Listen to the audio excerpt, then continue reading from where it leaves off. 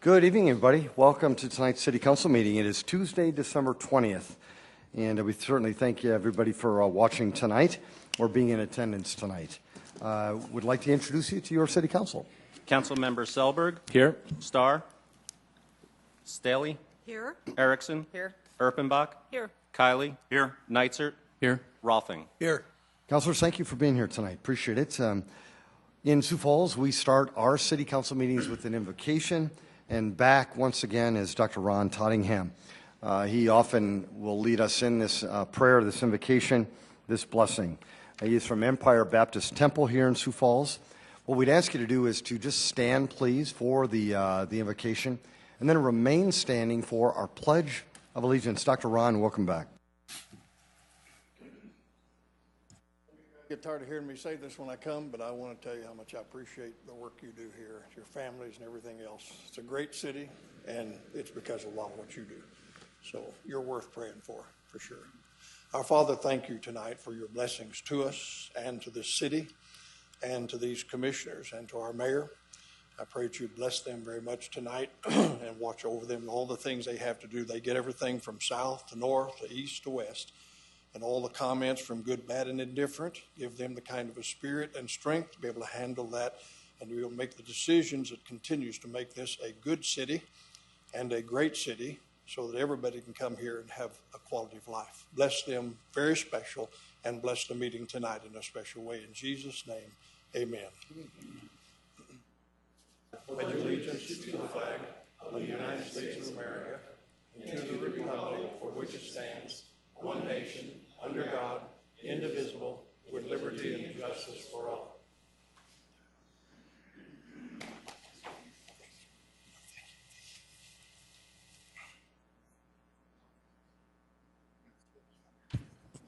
Councilors, thank you very much. We'll now go to our consent agenda. Any motions or changes to that? Move to approve, Erickson. Second. Councilor Erickson's made a motion to approve our consent agenda, seconded by Councilor Staley. If there is no discussion, a roll call vote, please. Councilmember Selberg. Yes. Starr. Staley. Yes. Erickson. Yes. Erpenbach. Yes. Kiley. Yes. Neitzert. Yes. Rolfing. Yes. Council, that has passed 7-0. Our regular agenda tonight, any changes to that? Move to approve, Erickson. Second, Erpenbach. Councilor Erickson's made a motion to approve our regular agenda tonight, seconded by Councilor Erpenbach. A roll call vote, please. Councilmember Selberg. Yes. Staley. Yes. Erickson. Yes. Erpenbach. Yes. Kiley. Yes. Neitzert. Yes. Rolfing. Yes. That has also passed 7-0. Thank you. Again, welcome. Really pleased that you joined us on this holiday week. This is a great opportunity for you to engage the council on any topic that is of interest to you. If it is an agenda item later on, a second reading, we'd ask you to wait for that. Otherwise, just come on forward. Really just two things we ask. Introduce yourself to the people of our town by giving us your name. And then if you could keep your comments to 5 minutes or less, the council would appreciate that. Folks, anybody interested? Welcome. Mr. Colby?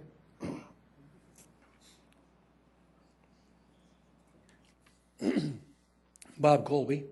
Usually we think of this time of the year as getting a little more with Santa Claus and all the rest that goes with that, but it's gotten to be more of a political statement. I wish to congratulate the Honorable Mayor for becoming the Bernie Sanders of South Dakota.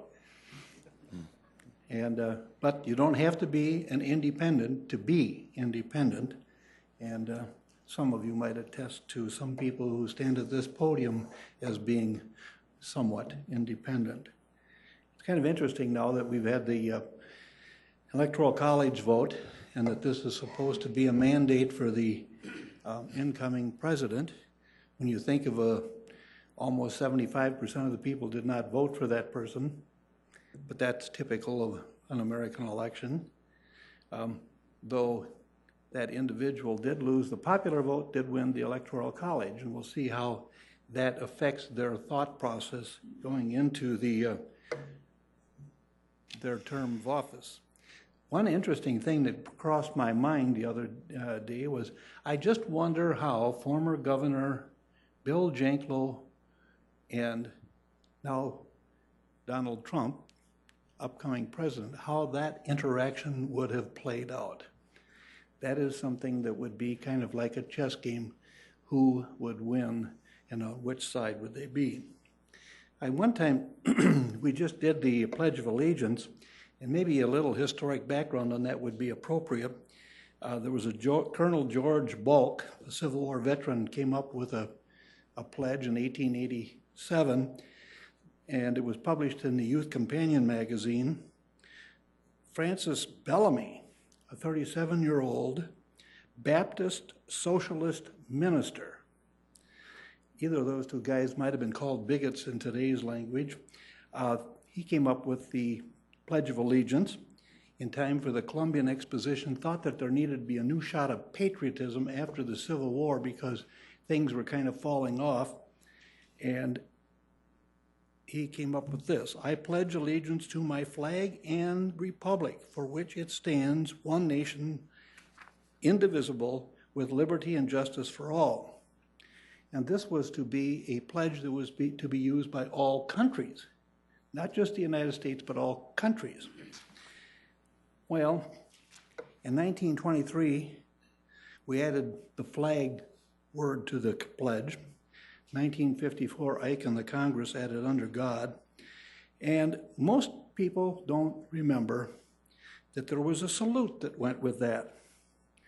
And it was to put your hand in a military salute and then raise your hand to the flag as you said that, and then either put it beside you or over your heart. Guess what happened during World War II? They thought this was a little bit too much like Hitler's, and so that was dropped, much to the consternation of some organizations like DAR. Now, they had fear that these new immigrants coming into our country were going to be less than patriotic, these waifs, these uneducated young kids, and that's what the Pledge of Allegiance was for children, and we use it as adults, and we'll go from there. Anyhow, there was a big push to get the pledge in all kinds of schools, but they also had a little tag with it. This was to sell flags to the schools. Sell flags. The Pledge of Allegiance was to sell flags because most of the schools didn't have them, and they offered flags if you used the Pledge of Allegiance. Now, there are some people who would say that we should, mandatory say the Pledge of Allegiance, and Chief Justice William O. Douglas said there is no litmus test. You cannot force anybody to say it. You cannot force them to sign or swear that they are going to be a loyal citizen. That's part of the unique system that we have of freedom. Now, I asked one of my county commission friends, I said, we need a better, we need a better pledge. And Carol Tweet said, think you can write one? I said, yes, I think anybody could be able to write one. I think it would be more appropriate to say, I pledge allegiance to the Constitution of the United States of America. I pledge to support the freedom of speech, freedom of religion, and freedom of assembly. I shall fight all foes of the United States, either foreign or domestic. May the flag of the United States of America long wave over the land of the free and home of the brave. Mr. Colby, thank you very much, sir. Appreciate it. Folks, anybody else want to engage the council? Welcome. Come on forward, sir. Welcome.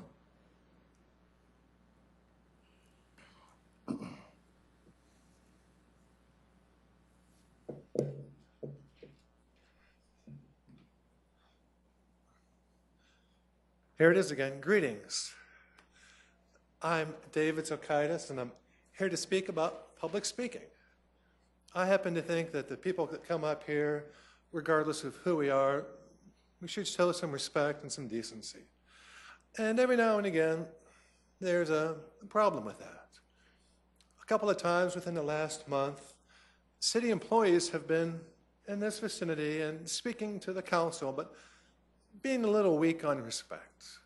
Now, when that happens, I'd like to make a recommendation to the mayor here that he pause the meeting and take the guilty party aside where they can talk in private to avoid any kind of public shaming, and then, have the guilty party come back up here and get back to work. I think that's the best way to approach this particular problem, because then you've addressed it immediately, and there's no lingering of bad feelings, it's resolved immediately, and who's ever not doing so well, they get to learn the error of their ways, and then the meeting chugs right along. Now, I've been up here before talking about public speaking, and I've put some notes together that hopefully you can find something good to do with. You could post them on the website, you could put them over there on the table, and help people get a better feel for what it's like to be a public speaker and how to do it well. Oh, and I must say that I'm really glad that the City of Sioux Falls has this public input. It's a marvelous way for citizens and elected officials to interact. Great idea. My draft public speaking guidelines has this directive here that people should know what they're doing and why. They should understand their goals and not be up here to let off too much steam, because then things don't work very well. And public speakers should try to be calm, whether we are council members or city officials or just guys running off the street. We should focus on few points so that we can make some progress. Oh, and it's important to look at the big picture. If you're overly focused on one small detail, you lose what's surrounding things, and then it's really hard to figure out what's going on in the world. It doesn't work very well that way. Now, here's a bit of a little apology. I know things don't always get done. People lose track, so I want speakers to know that they may have to come up here more than once to get their point across. Oh, and here's that slightly tongue-in-cheek thing that gets everybody to chuckle a little bit. Politicians are people too. Mutual respect. Oh, and if the public presenters want to practice, I'm sure they'll do a better job. I certainly practice. Oh, and of course, we've only have 5 minutes. Meeting has to get done on time. I like to close with a little bit of natural beauty. There's an image on the bike trail down by Barney's. We've got trees and a river, a little bit of ice. It's pretty. And we should all remember that there is truth and beauty and goodness upon the earth, and try to enjoy it. Let me find it. And that's it. Good evening. Thank you, David. Folks, anybody else want to engage the council? Sir, welcome. Come on forward, sir. Good to have you here. You're welcome. They even make podiums too short for people. You're fine. You're fine, sir. Good evening, ladies and gentlemen. My name is Salman Barwari. I'm from Kurdistan of Iraq.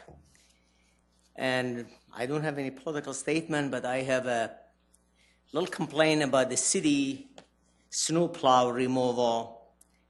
I have got blocked in last couple days ago between 2.5, maybe about 3 foot of snow on my driveway.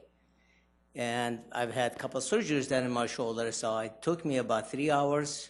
I didn't even make a dent in it, and I had to pay somebody $50 to come over to clean it for me. So my question is, I thought we had this gate laws passed, so when the plow comes through the streets, and especially places like that, they put down the gate so they don't block people out, and this is a lot of snow I have on my driveway. I live on a 1204 South McDougall Circle. McDougall is 2 words, M-A-C and then D-O-U-G-A-L-L, Circle. In west side of Sioux Falls, 57106 is the zip code. And so it was just really rough day for me, and I just didn't know what really to do. And somebody suggested, I said, well, why don't you just bring it to the city council members? Maybe they have a solution for that. So hopefully maybe we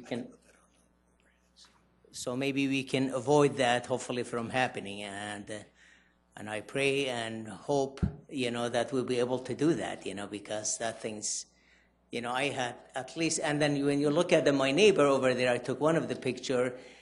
I made a dent in it before I even took these pictures, actually. And so there was a lot of snow, and then, so I am in a circle. When they go around, and they come from the right to left, and then the left is my driveway, and they just left it and took off. So I appreciate any help I can get, and thank you so much for your time. Mr. Zellman, thank you so much. If you wouldn't mind just giving your name and contact information to any of these folks over here, we'll follow up right away. Definitely. Thank you so much. Thank you, sir. Great testimony. Appreciate it.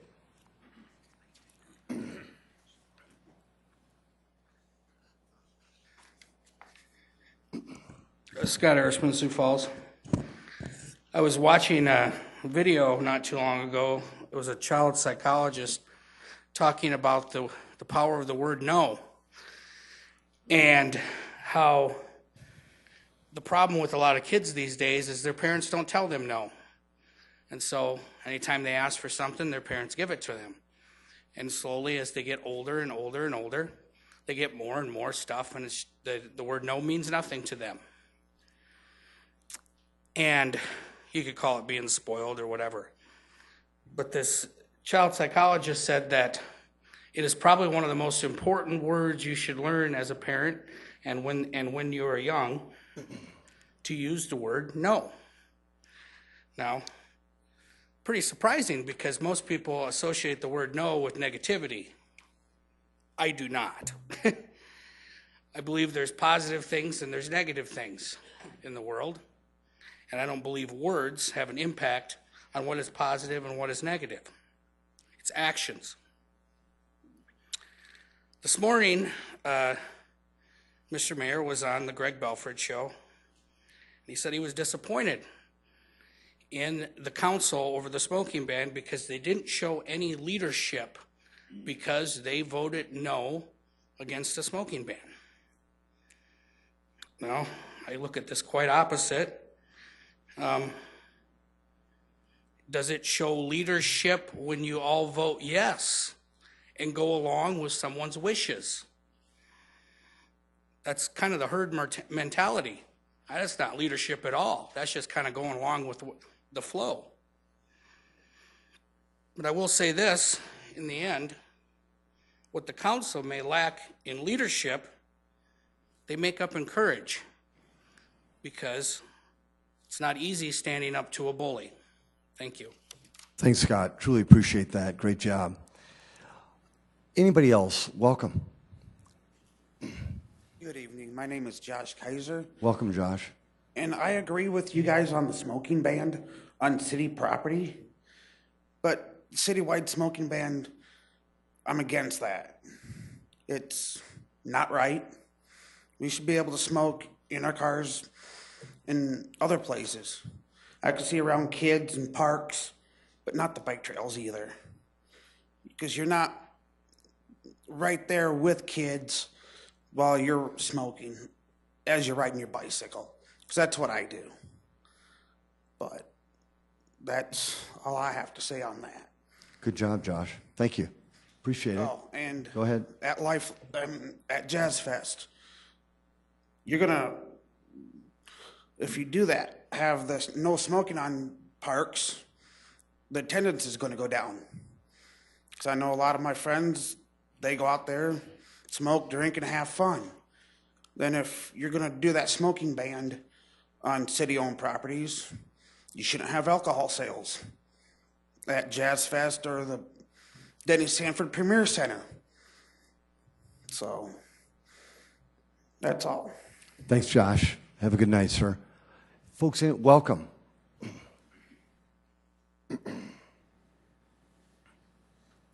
Hello, Lynette Buckmiller again.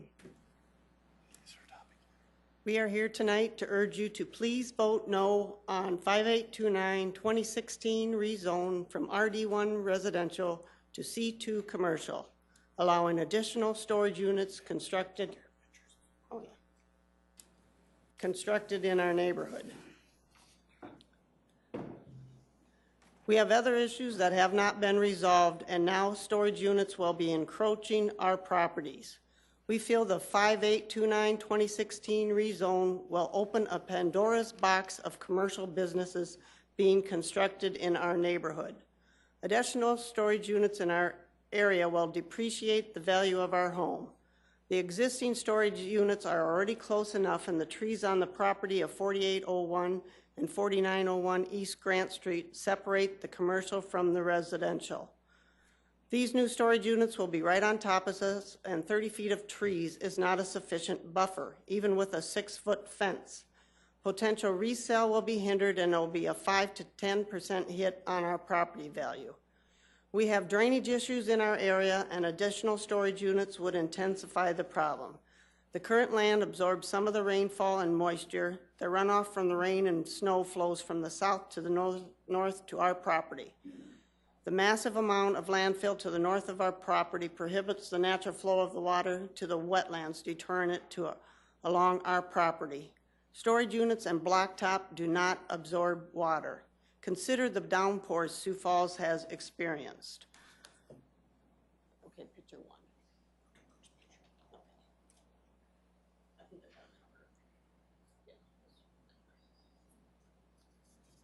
1. Okay. This is the downhill grade to our house. The storage units would be on even higher ground than they are now. Okay, next picture. This is a result of runoff. There's even a trench my husband dug out. In the past, this has been halfway up our driveway.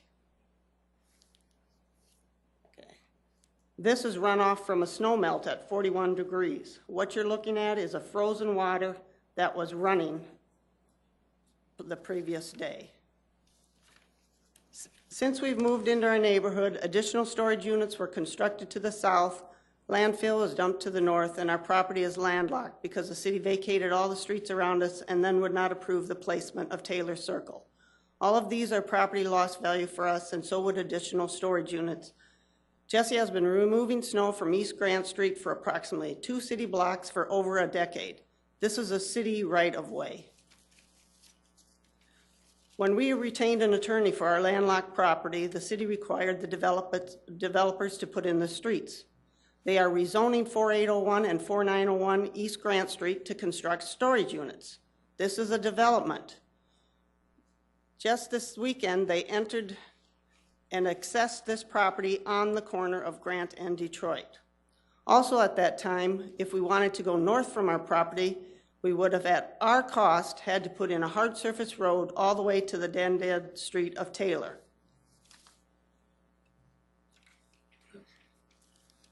Maintenance and upkeep would have been our responsibility. The language the engineer used was, this would be a new driveway, it would need to be approved by the city, conform with city code requirements, and be hard surfaced.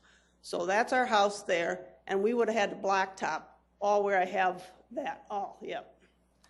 Therefore, if you approve the rezone and do not require the remaining portion of East Grant Street to be developed, the developer should at least be required to hard surface the current gravel road, install an 8-foot privacy fence instead of a 6-foot, and the roll of the tree should be at least 15 feet tall. The newly constructed storage units should have painted siding and asphalt shingles. They should not be pole buildings like the existing storage units. Of course, we do not want the rezone. We're good people, we care about our neighborhood, we care about our home. We know the owners of these storage units subcontracted for the city, and we hope this has no bearing on your decision. We hope you diligently consider all our concerns and issues. Twin homes bring neighbors and friends. Ask yourself, if this was my neighborhood, if this was my home, would you want storage units that close? Please vote no on 5829 2016 rezone. We've suffered enough property value loss. Please take a few minutes and come and drive by. The aerial does not do it justice. Thank you. Thank you very much. Welcome.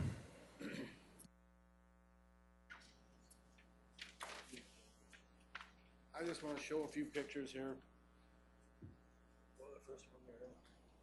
And explain what I feel like we got stepped on, stomped on, and my name is Jesse Buckner. I live at 200 South LaSalle, Lynette's husband. I feel like we've been stepped on, stomped on, and now we're getting kicked, is kind of what it feels like. On this first picture here, this is from my driveway looking up. As you can see, we're looking at storage units.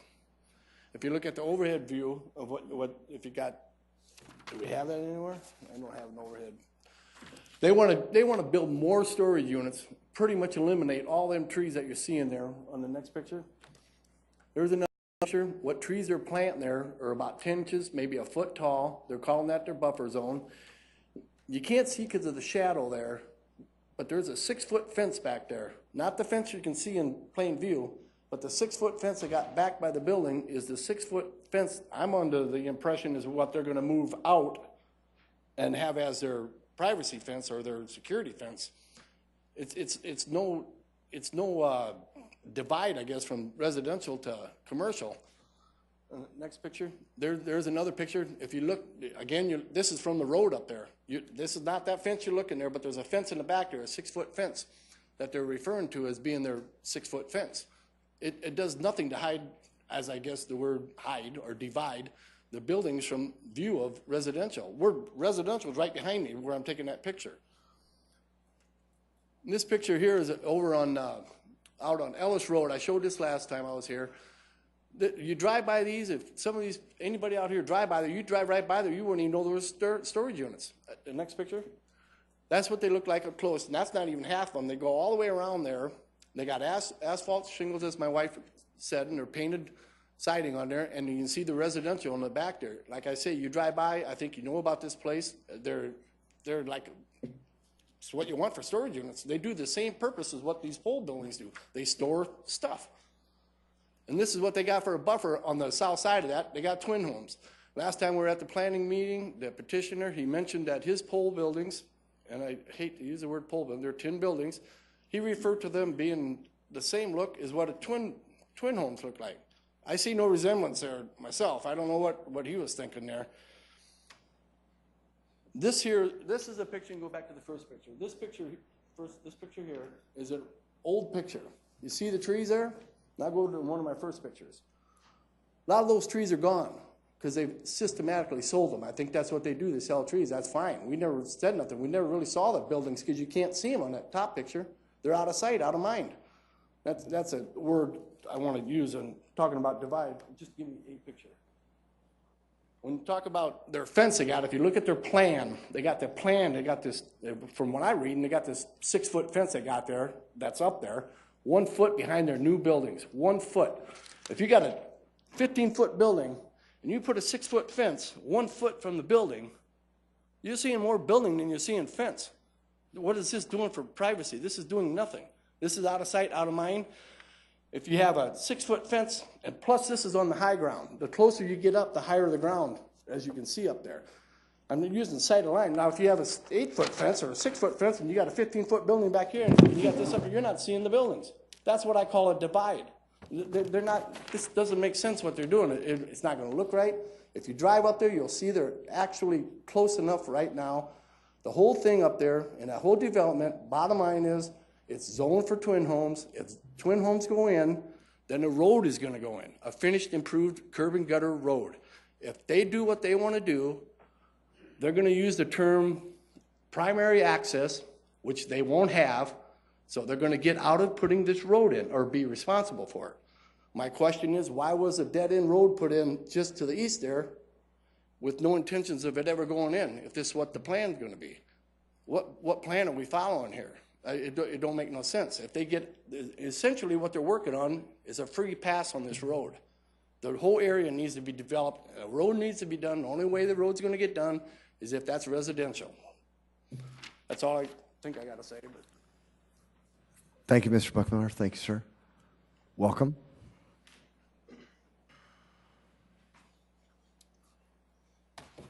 Hi, my name is Matt Kleinschmidt. I'm here also to talk about the 5829 rezoning issue. I'm here to represent my grandparents. They're not here able to speak today. Just going to read their message real quick and add one quick comment. After discussion with the City Hall, my wife and I are not in favor of the RD1 residential to C2 commercial. We live at 4900 East Grand Street, and these storage units would be right across the street from us. The storage units would greatly depreciate our property value and increase snow drifting along Grant Street.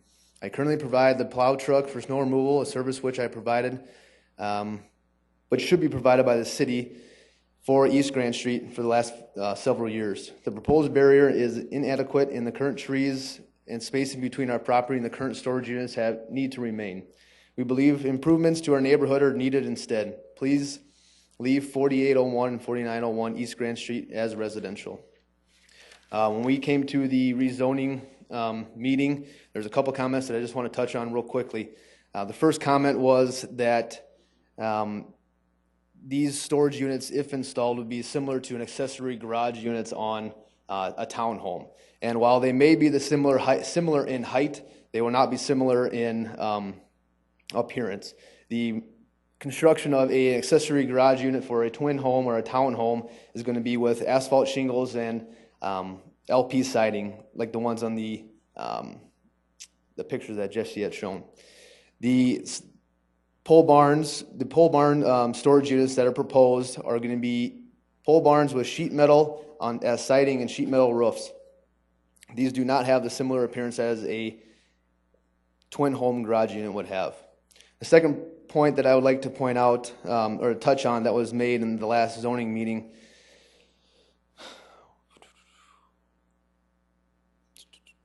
sorry, one second here. Was that the townhomes would be no different than the pole barns. And to make a point on that, I guess the townhomes would bring in neighbors to the area and finish out the residential community that's in that area that we were talking about. There has been previous developments to the north and to the east that have been shut down that are still pending. But by instituting or approving this rezoning issue and storage units being built on 4801, 4901, you would essentially halt any future plans for residential because of the commercial buildings that are being added to that area. Also, the one last point I would like to make is that currently East Grand Street is a gravel road. I would encourage you all to drive out there and take a look at this property, at this area that we are speaking of, because the gravel road is essentially in the center area, is in town city limits. So if you take a second, take a look at it, that is a street that should be plotted, that should be paved with curb and gutter, and it is not. It is stopped up to a central point, and that all residential developments have been stopped in that area. There's a lot of potential for development, and there should be a paved street on East Grand Street. Thank you. Folks, welcome.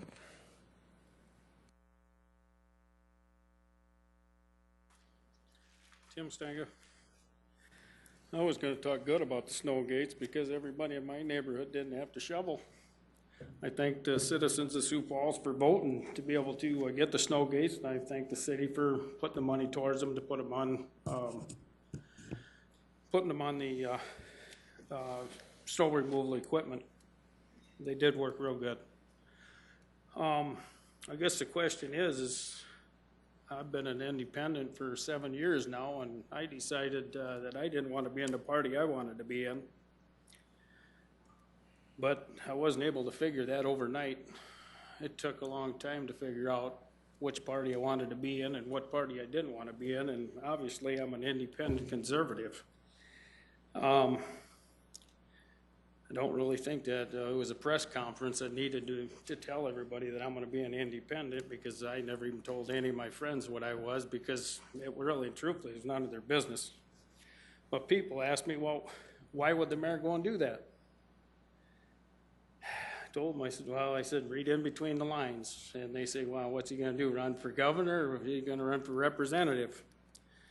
I told him, I said, with a D behind his name, I said, he ain't going to make it. Anybody else have any constructive comments? This will be good. Bruce Danielson, Sioux Falls. Actually, I was going to start with something else, but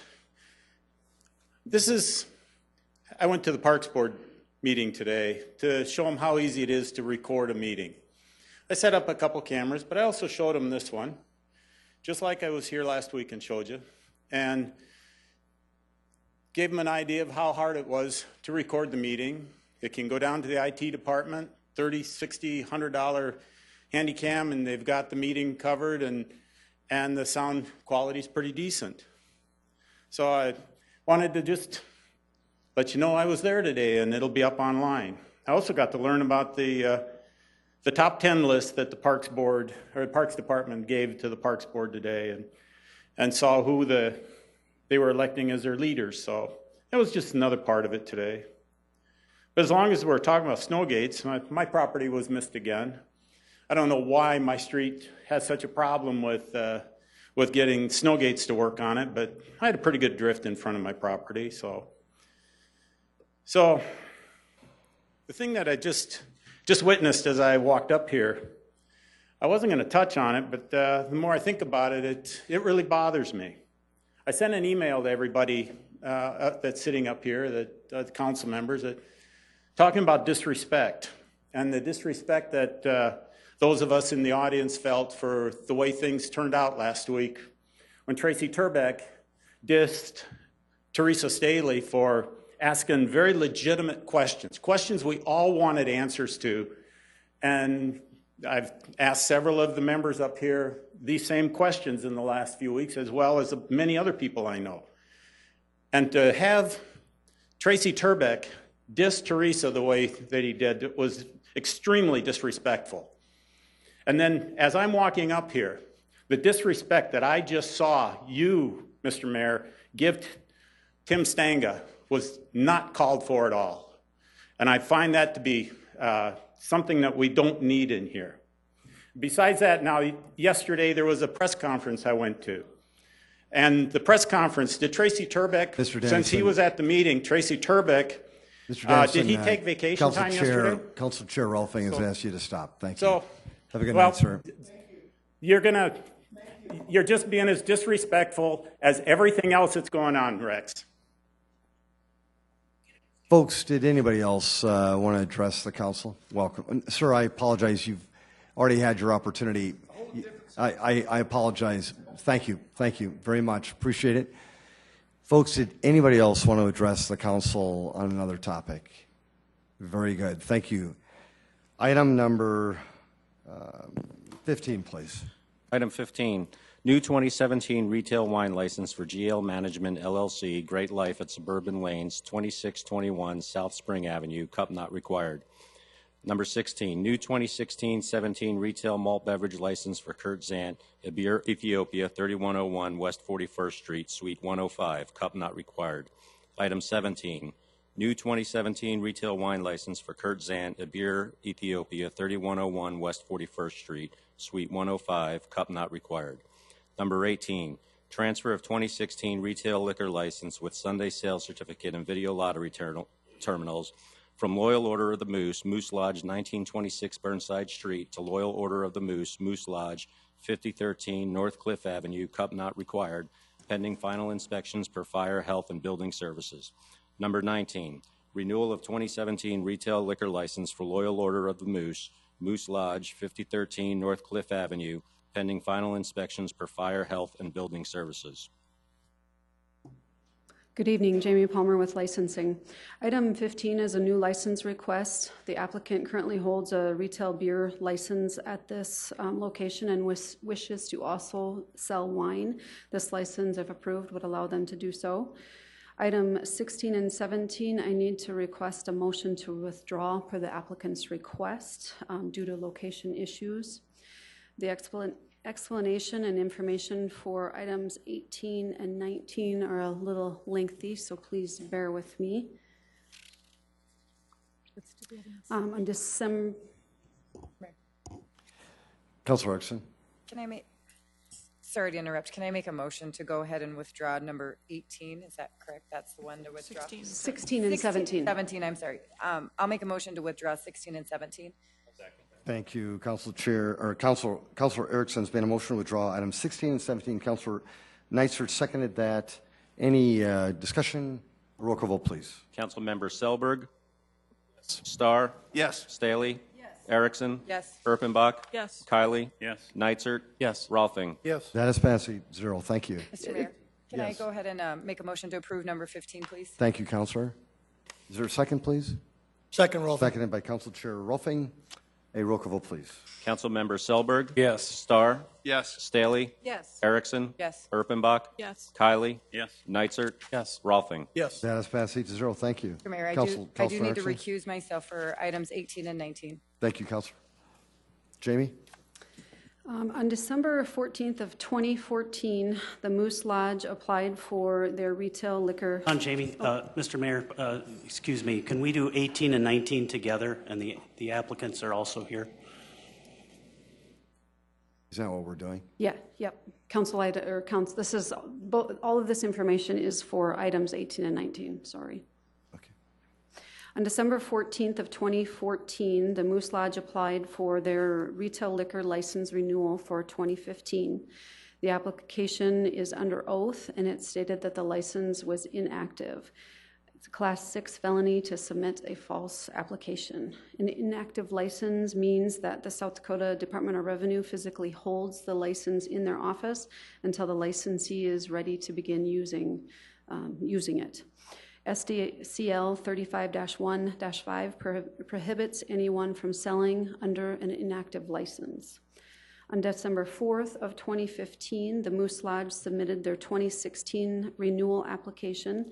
Once again, the application under oath states that the license is inactive. State law allows a renewal so long as the license is used at least 60 days prior to this license expiration date of December 31 of 2016. In June of 2016, applicant and the city discussed a relocation of the retail liquor license premise. Since their last application stated inactive, I explained the 60-day active use requirement. The city told Moose representative that he must submit a checklist to determine if the property that he has chosen was suitable for on-sale alcohol use. A checklist was submitted by the applicant on July 12th. The week of July 18th, I notified the applicant that the proposed location on 4110 West Maple Street was suitable for on-sale alcohol use. He was informed that he needed to submit a transfer application at that time if he wanted to move forward with that. The application is provided or required by the state, and the form is available on our website as well. The applicant then told the city that it was a tentative location and not finalized, and a transfer application was never received. On September 23rd, the renewal paperwork for the 2017 license was mailed to all applicants with the due date of October 20th of 2016. On October 12th of 2016, the city had not received the renewal paperwork, so I called the applicant. The same day, I spoke with the South Dakota Department of Revenue and learned that the South Dakota sales tax license had been canceled on June 30th of 2014 and had not yet been reinstated. I informed the applicant again about the 60 days active use requirement for the liquor license. The applicant stated that this would be a problem because the liquor license had not been being used and stated that they had been tied up in litigation. The applicant then asked for an extension or some type of an exemption due to the litigation issue. I was not aware of anything, so I referred him to the South Dakota Department of Revenue. The following week, the city was notified by Jason Evans, who is the Deputy Director of the South Dakota Department of Revenue, and he had stated that he had spoken with the applicant and informed him that the city and state both agree that the license should not be renewed. The applicant called the city the next day, claiming that the Moose Lodge was using the license, stated that the license was only used occasionally during the last year when one of the Moose members would see the applicant's truck parked outside, they could come in for a drink. The city tells him that the active use requirement was not likely met and referred him back to the South Dakota Department of Revenue. The city then called, the city called the Department of Revenue, and he states that the truck parked out in front of the building does not meet that active use requirement. The state has determined that the use described did not meet the regular business hours and open to the public requirement per state law. Normally, liquor licenses not actively used simply lapse. The decision was made in conjunction with the City Attorney's Office and the South Dakota Department of Revenue to bring this before the council with a recommendation of denial from the state and city offices. A new renewal form was requested from the state, and the applicant did come in on November 22nd of 2016 to apply for the renewal and transfer application that's before you this evening. Along with that, he provided a copy of the lease and the floor plan for that new location. The proposed location that he had chosen would be pending building permits being issued and final inspections being completed to comply with the separation requirements, because at that time it did not. City Council has the authority to approve or disapprove a renewal or a transfer application based on suitable person and suitable location per SDCL 35-2-1.2. Suitable person is the issue here. SDCL 35-2-5.3 states that the licensing authority may not reissue a license if the license is not actively used by the applicant during the 2 years preceding the date of the current application. Actively used means the licensed premise was open to the public during regular business hours for the sale and consumption of distilled spirits for at least 60 days during the 2 preceding years. Active use was not met here because applicants admit they have never been open to the public. It's a members-only facility. In conversations with the applicant beginning in October of 2016, he shared with the city and the Deputy Director Evans that members knew if his truck was parked at the building, they could stop for a drink. The state and city, again, do not believe this meets the requirements for being open during regular business hours. This Monday, the applicant shared that the Moose Lodge was open Monday through Friday, 6 to 7 p.m. during several months this past year. This likewise does not meet that active use requirement because it was not open to the public for regular business hours. The applicant has not submitted any proof of sales. And again, the applicant does not have a sales tax license. We just confirmed that with the Department of Revenue today at noon. And again, the license applications for 2015 and 16 were signed under oath that they were inactive. SDCL 35-2-25 states a retail liquor license cannot be granted without a sales tax license. And SDCL 10-45-48.1 makes it a Class 1 misdemeanor to engage in business as a retailer without obtaining a sales tax license. For these reasons, it is our recommendation that this license transfer and renewal be denied based on suitable person and the fact that they have not met the criteria clearly outlined in state law. The applicants and their attorney, I believe, are present as well. I'd be happy to answer any questions. Jamie, thank you. Did the applicant or the attorney want to speak at all? Please come forward, sir.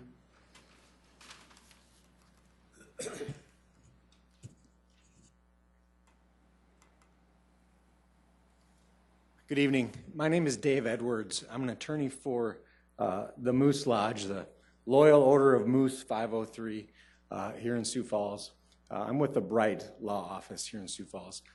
Thank you, Jamie, and thank you, Mr. Mayor and Council, for hearing this important matter tonight.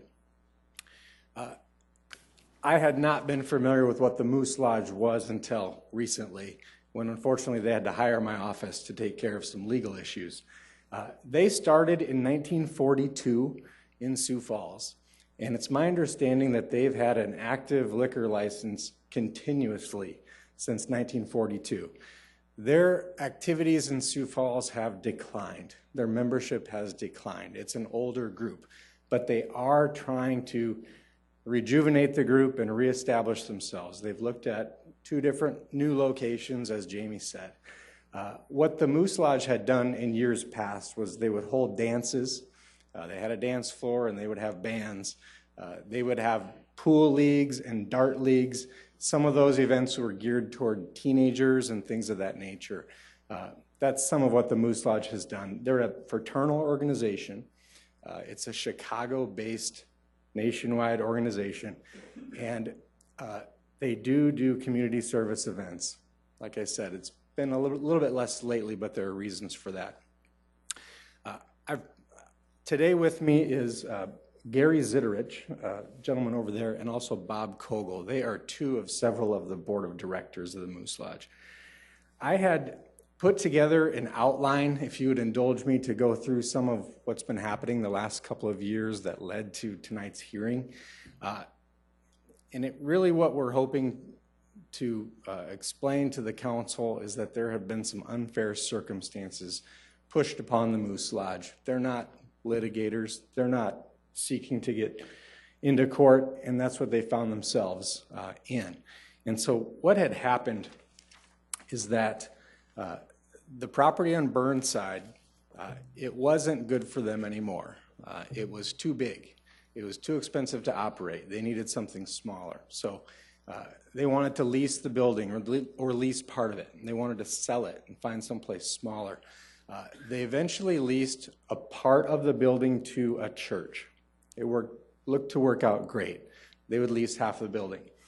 And then, in fact, 4 of these church members, as the Moose is trying to rejuvenate and get more members, there's 4 younger members of the church that decided to join the Moose Lodge. It sounded great.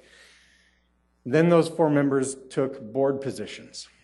Then they controlled 4 of the 7 board positions. So the folks that were the directors and are now the directors after a court case, they lost control for a period of time. Then the church agreed with the Moose Lodge to buy the building. The purchase agreement was for $700,000. An interesting thing about this agreement was that one of the persons that became one of these new board members for the Moose that had voting authority, he was also a voting member of the board of directors of the church. He was also the realtor on the deal. And he was also a member of an LLC that purportedly was buying the building and then selling it to the church after that. So in other words, he was a buyer, he was a seller, and he was in the middle as a realtor. The closing was set for August 30th of 2015. Because of some appraisal issues, some financing issues, general trouble caused by some of these conflicts of interest, that closing didn't happen in August. By that time, this church, is my understanding, made an offer to purchase a Sioux Falls school building, the Joe Foss building. And they made an offer to buy that building instead of the Moose Lodge. That was fine with our guys. And they went on and found a different buyer for over $100,000 more. They were giving the church a good deal. Well, the deal to purchase the Joe Foss School fell through for the church. And they came back to the Moose Lodge, and the Moose Lodge said, wait a second, we thought we were done with that agreement. The church didn't like that answer, so the Moose Lodge got sued. Then the church stopped paying rent, so then the Moose hired me to represent them. Then we tried to start an eviction action because the church stopped paying rent. It became a very, I'm going to say a very intense litigation. There were 11 depositions taken. After that intensive discovery, a 4-day jury trial was set. Then we decided to mediate the case. So we mediated the case, we got everybody together at the law firms, and we came to an agreement to sell the building for actually a higher price than the original. The closing was set for September, and as of, well, let me back up a sec. We mediated in May. On July 7th, the church stated its refusal to attend the closing because of a dispute over the dance floor. There's a dance floor in this building. It's portable. It comes apart like a parquet. And we thought, well, we'll just take, my folks would take it with them as personal property. The church didn't like that answer. The Moose said, fine, keep it. But yet the church still said we're in breach and they threatened to walk away. So I had to make a motion to Judge Long to enforce the settlement agreement. We were ready, willing, and able to close. So we had the hearing to enforce this settlement agreement that the church was trying to back away from on July 21st. Thankfully, Judge Long said, wait a second, you settled the case, you're going to buy that building. So instead of having the trial 4 days later, we actually had the judge say, yes, you've settled the case, go to closing. The closing was held September 2nd. As of August 31st, the church was still threatening not to attend closing, despite that court order compelling performance. And that's just a very brief synopsis of the type of folks and issues that my folks were dealing with.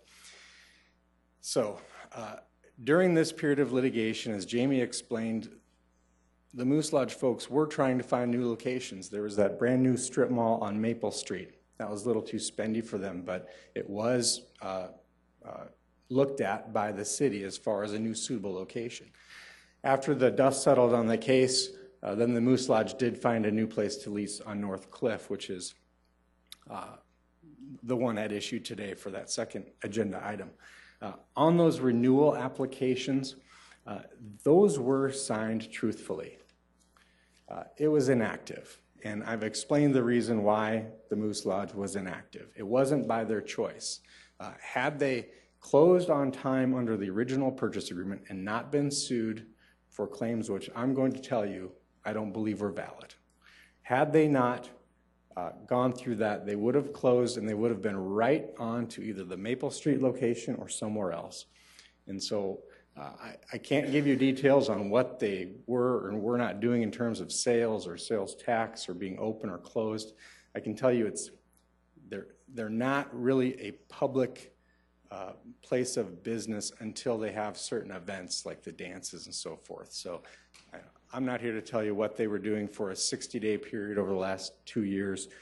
What I'm asking is that the council take a very hard look at this. When you consider these facts, this organization has been in Sioux Falls for 74 years. If this license is not renewed, that's it. There's no more Moose Lodge in Sioux Falls. 74th year will be the last year. If it's not renewed, it will dissolve. And I don't know if that's the greatest thing for these folks or the community. This is a critical decision. The Moose Lodge appreciates your attention to this matter. It is very important. I do disagree with Ms. Palmer. These are a suitable, it is a suitable person to have a license. They've shown that for decades. It's a suitable location. Does anyone have any questions? David, thank you. Appreciate that. I think is there any other testimony, Dave, that you wanted to have before I go to the council? I don't have any more testimony. I do have an outline that I vaguely followed during my presentation. I've got plenty of copies in case that needs to be considered. You want to give those to Jamie? That'll be great, and then she can bring those up. Did any of the other board members want to speak? Otherwise, I'm going to go to the council. No, Mr. Mayor. Very good. Thank you. Councilors Thank or you. anybody else want to talk about this particular topic before we go to the council? Councilors? Yes, Councilor Neisert. Don't go too far, Mr. Attorney. I guess I would like to know, you made the statement that without the sales tax license, the Moose Lodge dissolves. Or excuse me, the liquor license. I'm sorry about that. Could you explain why that would be? The Moose Lodge, its most valuable asset is the license. It does not have the funds to buy a license or to go down this path for another year or so trying to find a new location. The time is now. They have a location wrapped up. It's got a lease. It's just subject to the contingency of the transfer of the license. It's a very valuable asset, and they don't have the money to spend to chase another license down, however that procedure works. And in short, why did the sales tax license not get renewed? Why did that go away? It was suspended for the same reasons. It was in 2014 when really the movement was, hey, let's find a new location. There was an auction. there was some leftover liquor inventory that they weren't allowed to sell, okay? So was that liquor consumed by some of the members at certain times, maybe after work? Probably. I'm not here to say whether that was a transaction or a day open to the public or not, but that was their story in 2014, was that they were looking to move, and that's why they engaged the real estate folks. Okay. Yes, Councilor Starr? Yep, please. Help me, Dave. I'm listening. I've heard Jamie's questions or statement of what the facts that happened. Tell me how I look past that. I mean, tell me how where we're sitting at in a position as a council, I can look past the not being open for 60 days, not having the license. I'm very sympathetic.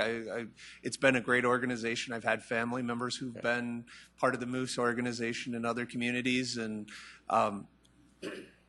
tell me where I'm missing, that I have the authority or the ability to, with your law degree, how I could look past this. Thank you. The authority is there. I think the city council controls or occupies the field when it comes to whether or not to renew a license. And the way I've looked at this, and I jumped into this last night, so I haven't done all the research, but when I look at this, there's some equitable tolling type, legal theories, if you will. What I would say is that when you look at what the Moose Lodge had been through, they had a closing date in 2015 scheduled. Then they had a closing actually occur in 2016. And in between, they just fought. They weren't going to roll over and allow this building to be sold under, unfair circumstances. So they did what they needed to do. We used the court system, and I think we had a good outcome, but it was a 13-month period of delay. And so what I would ask the court, the council to consider is, do we have an equitable tolling or a stay that we can say occurred for a 13-month period of time? Council Vice Chair Kiley? Questions for Attorney Feinfling. Okay, it's been stated here that the authority does rest with this council, yet I've heard in Jamie's testimony that it may not renew if they're not active. Their applications, correct me if I'm wrong, their applications for the last 2 years have indicated they're not active. And they haven't had a sales tax license for the 2-year period of time. Correct.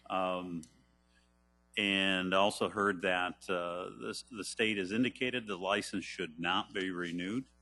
Can you comment on that further, please? If I may, Your Mayor, thank you. I've been dealing with the liquor laws for probably 20 years, both as a city attorney for Pierre and also for Sioux Falls.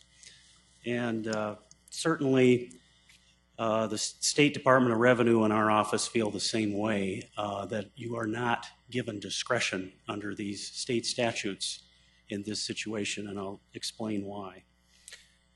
The law first states under SDCL 35-2-5.3 that no licensing authority, and that means the city council, may reissue any on-sale license issued if the license has not been actively used by the applicant during the 2 years preceding the date of the current application.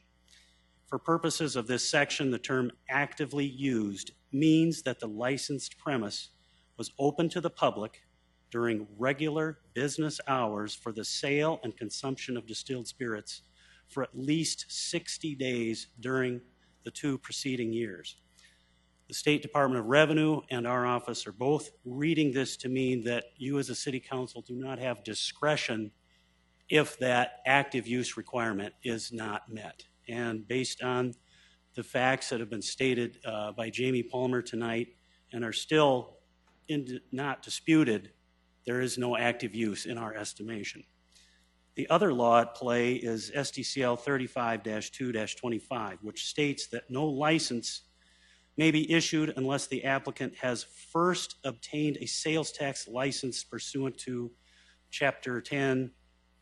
And what they're asking, the applicant's asking you to do tonight is to ignore those 2 statutory requirements.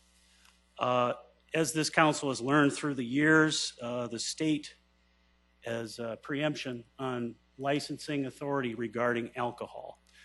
And certainly those of you who have been active with the South Dakota Municipal League have certainly learned over the years that the cities have very little discretion, if any, regarding alcohol. And I certainly appreciate the comments about the fine institution that the Moose has been over the years. I know Mr. Edwards, he's a good attorney, and I would certainly concur that he has done made a good argument for his client. However, I would respectfully urge that you deny both items 18 and 19 based on these clear state statutes that simply don't allow you, in their words, to look past what happened in order to grant the renewal and the reissuance. Thank you for that explanation, and I would like to echo your comments about the Moose Lodge and its membership. I can remember my parents going to dances at the Moose Lodge. However, we do have to uphold the law, and it does seem that in this particular case that it's pretty clear, even if we were to make a decision, that the state would override us.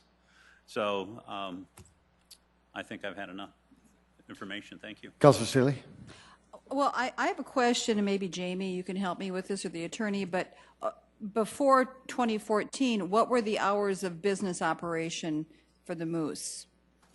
Is this the way they've always operated when they've had events, or have they?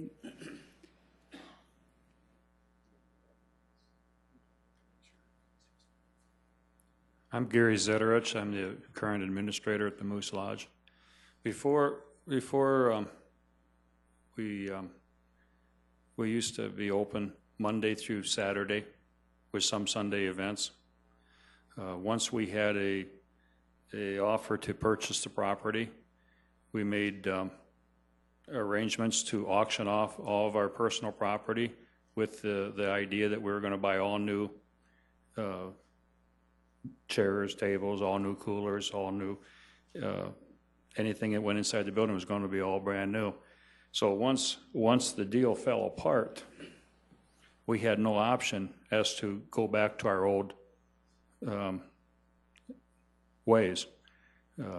We basically just had the building there, and we had our meetings, and we just got together as needed. We had no options. Like I said, we sold all of our tables, we sold all of our kitchen equipment, coolers, everything was gone with the idea we're moving. And then we got caught up in this lawsuit, and took us about a year, 13 months to get it settled. And were you aware that this shutdown was going to be happening? I mean, through this We didn't plan it. We didn't plan it. We needed to sell the property to have the funds to move on. And I appreciate all the help Jamie's given me. What I realize is you folks don't make the laws. Your job is to enforce them, and Jamie was very helpful. I think I became a pain in her butt a couple times, bugging her, but we got caught up in some other issues, and I'm an auto mechanic. I'm not a bartender. I'm not a bar type person. The laws and stuff, I just relied on other people to give me direction, and we just kind of got caught in the middle of a couple of things. And can I ask Jamie a question? Sure. Please. Let's say we vote this down. What are their chances of coming back again sometime and giving new life to the Moose, or is that the end? That would be the end, yes. Unless they bought a new license.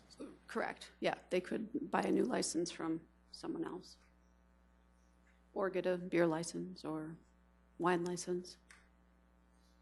Council Chair Rolfing. Yes, I'd like to move approval of this, because we're just going to vote, and it's yes or no then. There's been a motion to approve this item. Are these two items? Is that right, David, or just one? We do two of them? Okay. Been a motion to approve these two items. It has been seconded by Councilor Erpenbach. Councilor Starr? Yes. Maybe a parliamentary inquiry. Sure. Would it be in order to defer this item 90 days? If I may. David. Councilor Starr, the license would expire on December 31st. Okay. So we had discussed with the applicant and also with the State Department of Revenue even today, and there is no way we could have a deferral happen because the license would expire. Okay, thank you. A roll call vote, please. Councilmember Selberg, Yes. Starr, No. Sorry, did I miss it? We're voting. Okay, here. You can change your vote. Let me, Clarification. there was a motion to approve these two items. So if you vote yes, that means that you want to approve the liquor license for these entities. If you vote no, that means you don't want to approve the items. So I misunderstood. My well, apologies. if you wouldn't mind, let's start that, please. Councilmember Selberg, No. Starr, No. Staley, No. Erpenbach, No. Kylie, No. Neitzert, No. Rolfing. No. That has failed 0-7. Thank you. Item number 20. Second reading, an ordinance of the City of Sioux Falls, South Dakota, amending the Code of Ordinances of the city by amending Chapter 124, Transportation Services, Subchapter General Provisions, Section 124.012, Transit and Paratransit Fares, to provide youth an opportunity to ride fixed-route bus service at no charge each summer. Good evening, Jim David, Operations Manager for the City Council. For your consideration tonight is an ordinance that moves the Freedom Pass pilot project to a permanent transit program. This program, which was originally carried the name of Dog Days of Summer, allowed youth to ride fixed route free of charge during the summer. According to Sioux Area Metro, more than 11,000 rides were associated with this program in 2016, a 24% increase from last year. If this ordinance is approved, the Freedom Pass program will be available to youth the summer of 2017. Be happy answering your questions. Are there any questions for David, or Jim, rather? This is the second reading, so we will move to the audience, and is there anyone who would like to visit with council about this? Seeing no one, anyone have a motion? Move to approve, Erpenbach. Second. We have a motion, first and a second. Discussion. Councilor Neitzert. Not going to be very popular on this one. In this particular case, I think with all respect, a motion might be overruling us a little bit. I've asked multiple people and watched prior meetings on this, and from that I found there's two justifications for doing this: giving kids who might not have transportation a free option, laudable goal, and increasing ridership on the system and creating lifelong riders of mass transit. I haven't found that there's a shred of evidence that this program is increasing ridership or creating long-term riders. We have zero data to prove that ridership is increasing or that we're winning paying customers during the other months. All we have is blind hope on that one. The fact that we've grown ridership in the summer doesn't really tell me anything. I think the purpose of the pilot was to get some reliable data to base a decision on. We don't have any reliable data from what I can tell, so I'm not sure why we're making this permanent yet. So I think it feels good in theory, but I don't see how it helps the transit system. In fact, I think it's counterproductive to the transit system. Councilor Erpenbach, Erickson. Thank you. I just would encourage my colleagues here to, fellow council members, to support this. Recently, I was at the Municipal League meeting, and I had the privilege to sit next to their mayor, who in fact was an advocate and a proponent to have youth ridership free year-round. Oftentimes these kids, if those buses stopped in front of the schools, it was an opportunity for them to get to and from school.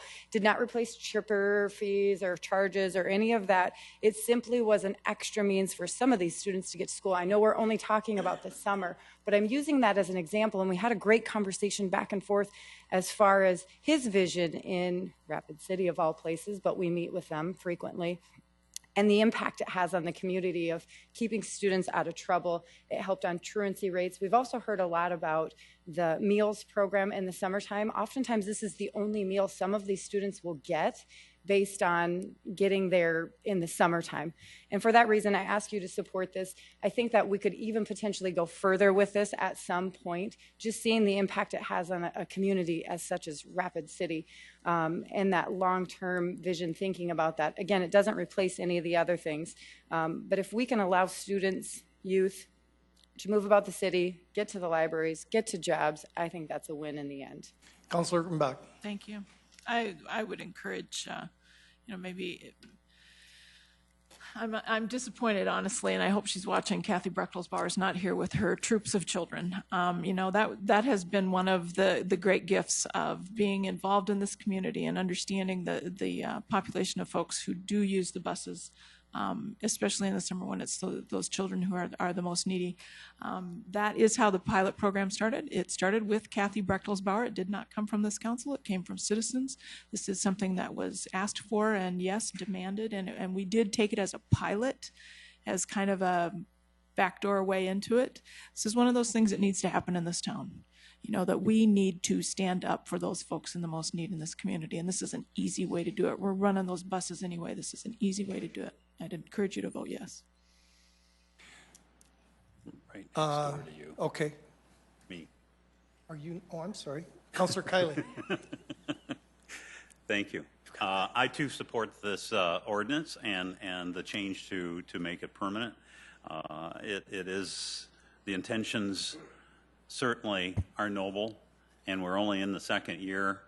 The ability to develop lifelong ridership certainly takes longer than a 2-year period, and so it's obviously a long-term effort, and we know that our transit system needs to increase its ridership, and I think the best place to start would be with the children of our city, to encourage them to use it, to reduce any anxieties associated with it, and eventually, as our city continues to grow, hopefully it's going to result in more adult ridership as well, too. So I encourage support of this.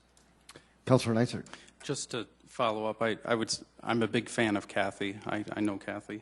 We're not even means testing this. You make $100,000 a year, your kid can get a free bus pass.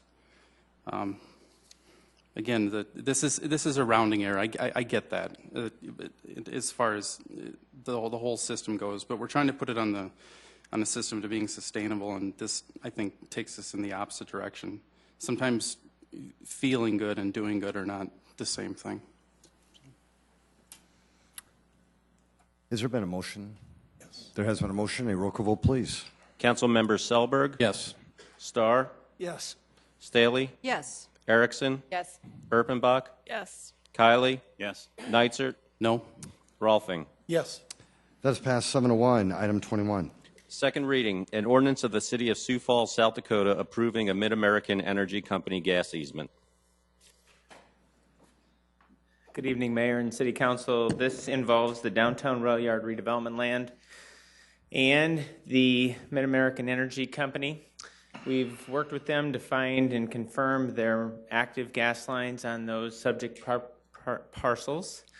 And then we've hired a land surveyor to confirm those locations and develop the plat. This action tonight will place a permanent easement on that development land, so then we can communicate that clearly when it is sold in the future. I would ask for your support. Mark, thank you. Folks, the second reading. Did anybody want to engage the council on this topic? Councilor Neitzer. So I just want to clarify so I understand. So essentially there's no real easement right now. I mean, there's pipes running through, but there's not an official easement, and we're just clearing that up?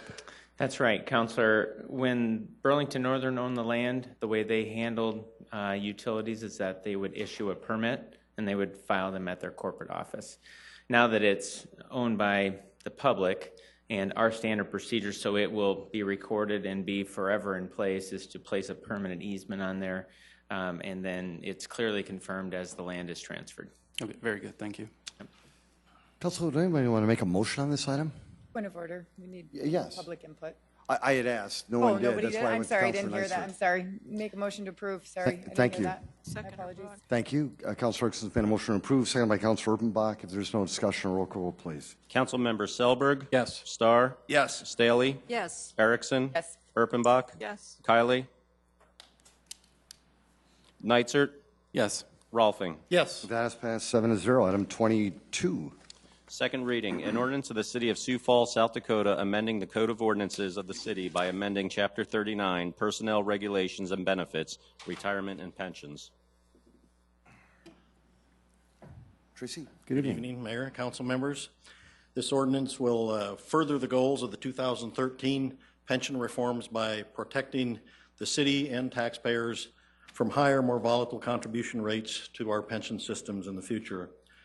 The ordinance will utilize assets that were set aside by the city and intended to pay for retiree health insurance premiums for that very purpose by fully funding a new 115 trust that will meet the city's obligations to pay 50% of the health insurance premiums for those retirees who remain on the city's group health plan.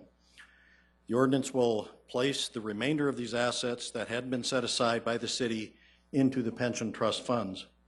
By keeping these remaining assets in the pension trusts, the ordinance will eliminate the risk that these assets will be diverted now or in the future to other uses.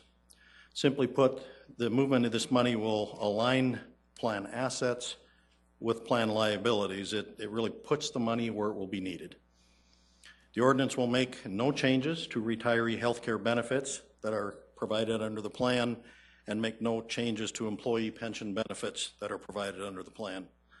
Lastly, the ordinance will make language consistent with the current revenue code and make accounting and financial reporting under the ordinance consistent with our current generally accepted accounting principles.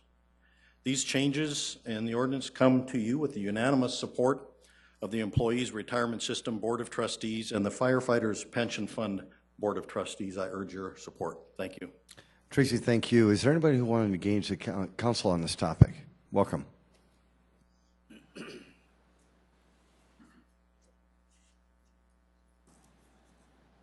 Tim Stanga. I don't know, I had the same question that Teresa asked last week, is why do we have to deal with it right now instead of waiting a few months down the road? And I guess I'm hoping that Tracy would apologize to Teresa on how he treated her on Tim, just when she asked the question. Tim, if you could just stay focused on the topic, we'd appreciate that. Welcome.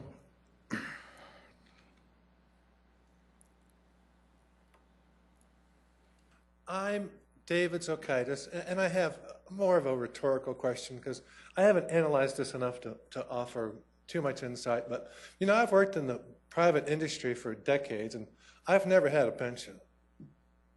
Never even, half the time I don't even get retirement contributions from my employer.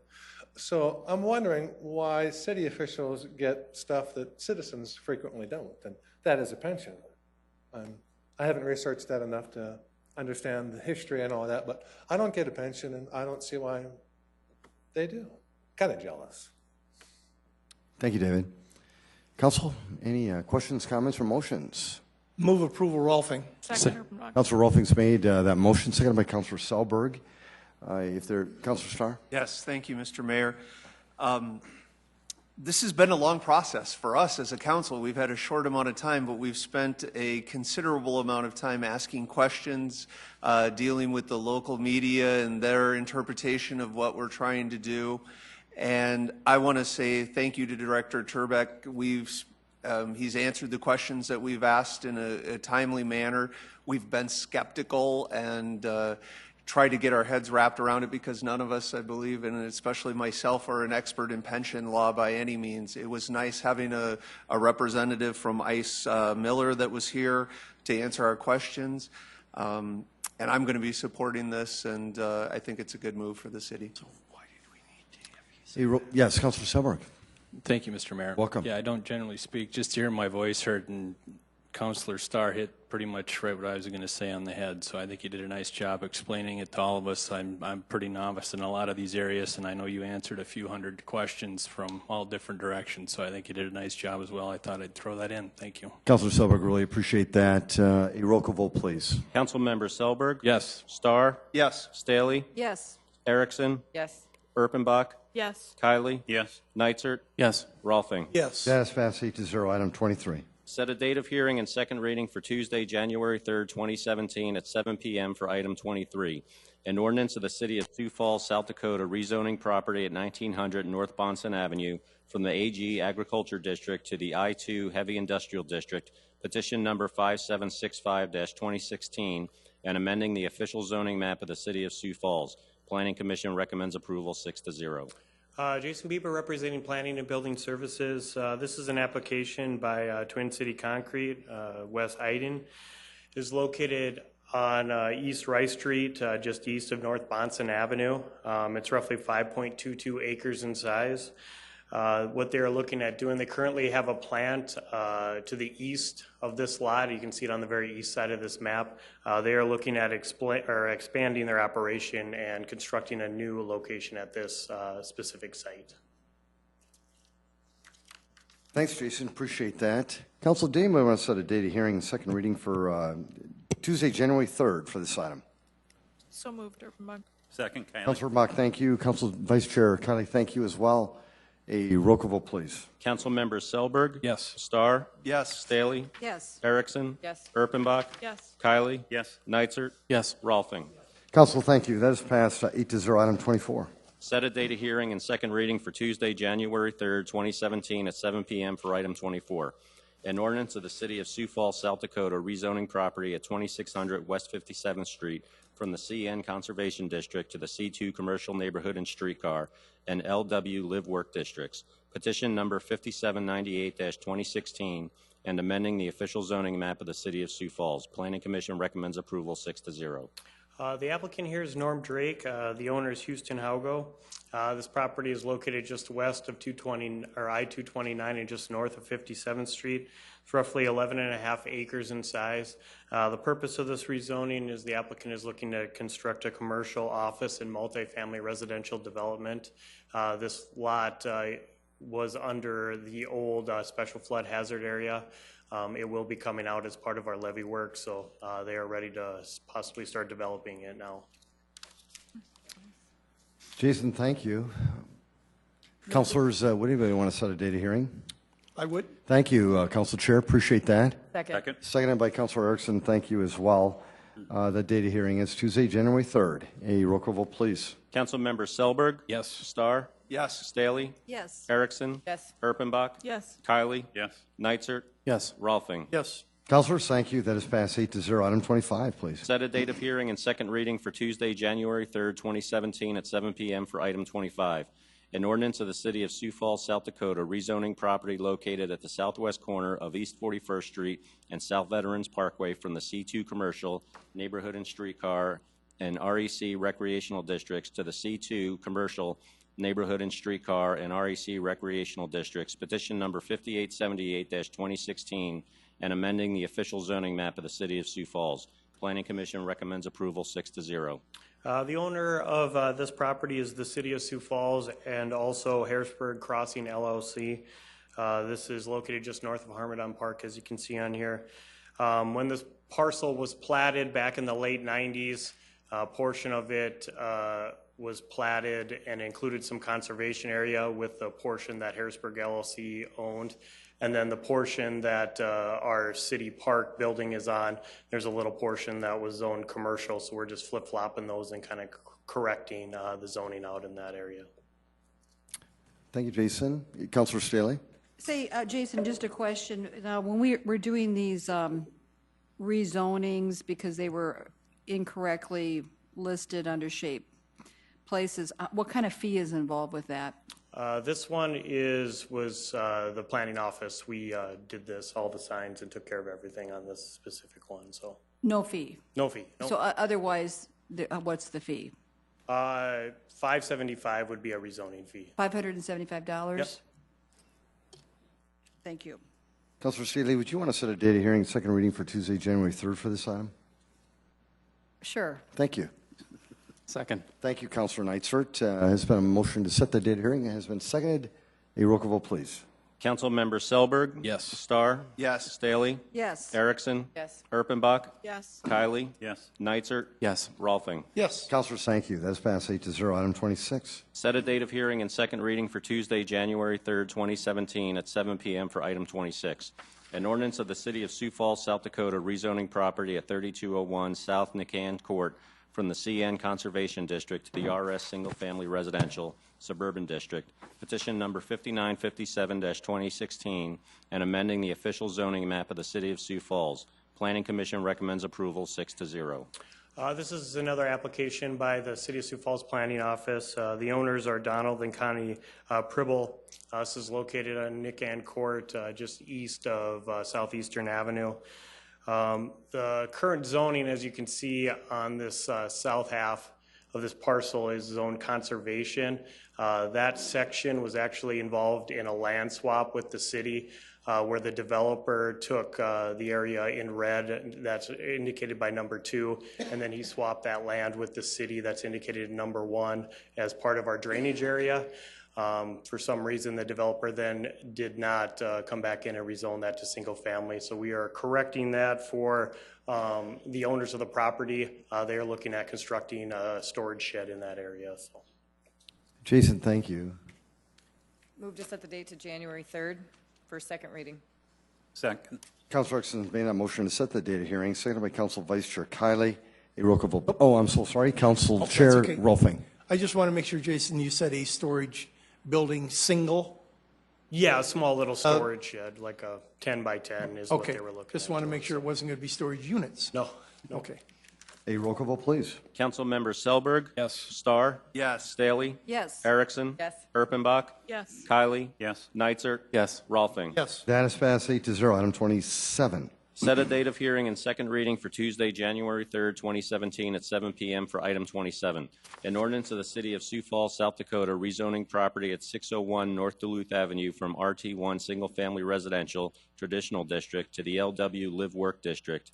Petition number 5963-2016 and amending the official zoning map of the City of Sioux Falls. Planning Commission recommends approval 6-0. The applicant here is Matt Eltoff with the Catholic Diocese. It's 601 North Duluth Avenue.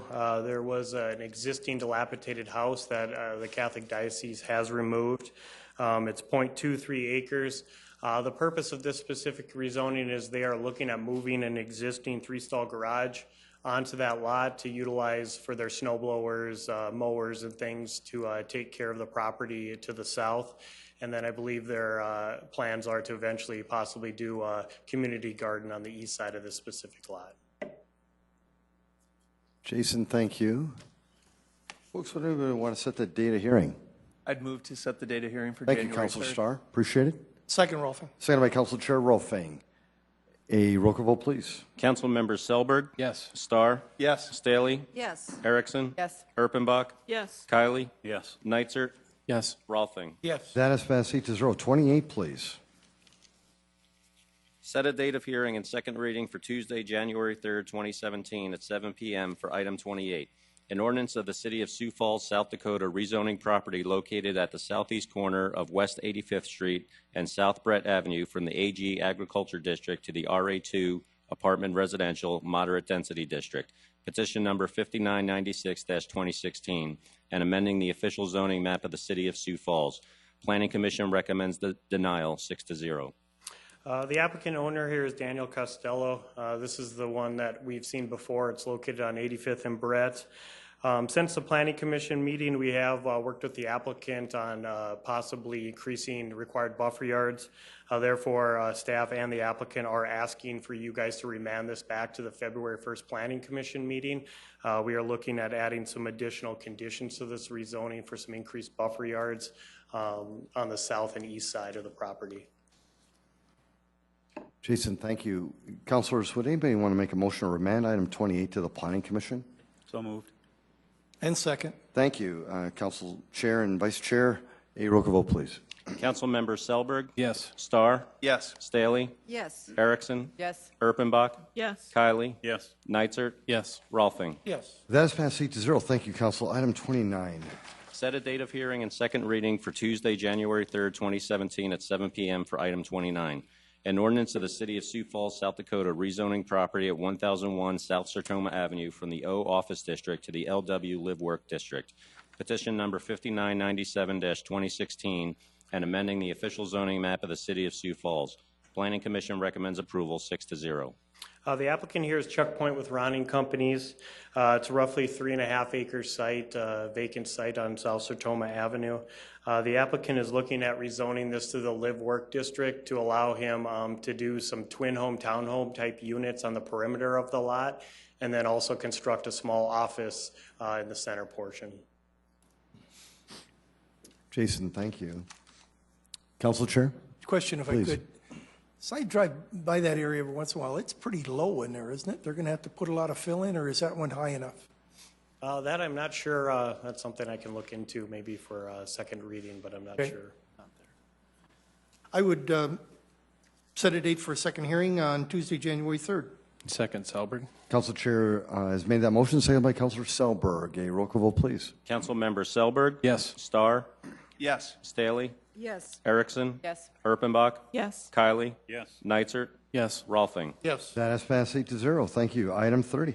Set a date of hearing and second reading for Tuesday, January 3rd, 2017 at 7 p.m. for item 30.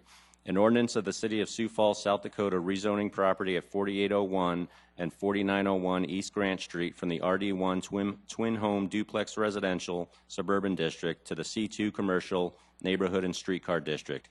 Petition number 5829-2016 and amending the official zoning map of the City of Sioux Falls. Planning Commission recommends approval 6-0. The applicant here is Jeff DeYoung, and the owner is his father, Paul DeYoung. This is property located east of South Sycamore Avenue. It's 1.9 acres in size. The applicant is looking to construct an additional 8 storage unit buildings north of their existing development. They are required that 30-foot buffer yard along the north side of the property. This buffer yard will include a 6-foot screen fence and significant existing landscaping. We have contacted the applicant and worked with him a little bit. This is kind of a shot of the lot from 2014. I know some of those trees have been removed.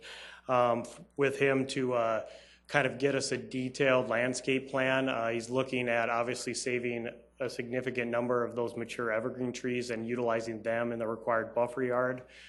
So he was working on a plan, and hopefully we will have that at second reading to give us a better idea of the sizes of evergreen trees that he will be preserving.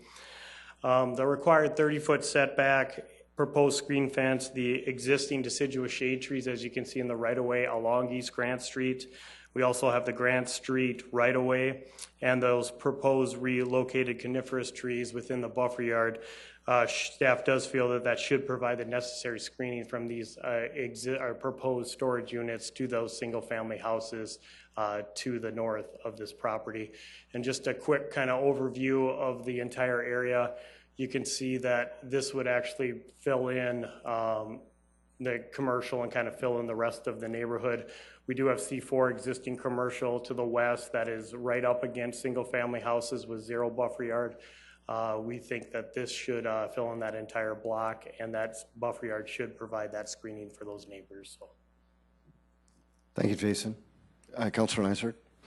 I guess I don't even, I'm going to try to just limit, because a lot of this is not necessarily germane maybe to the rezone itself, but I did drive out there. I urge everybody, you need to go out there, you need to get out of your car, and you need to look at this. This whole area is a mess, and I'm sure there's 10 or 20 years history to this.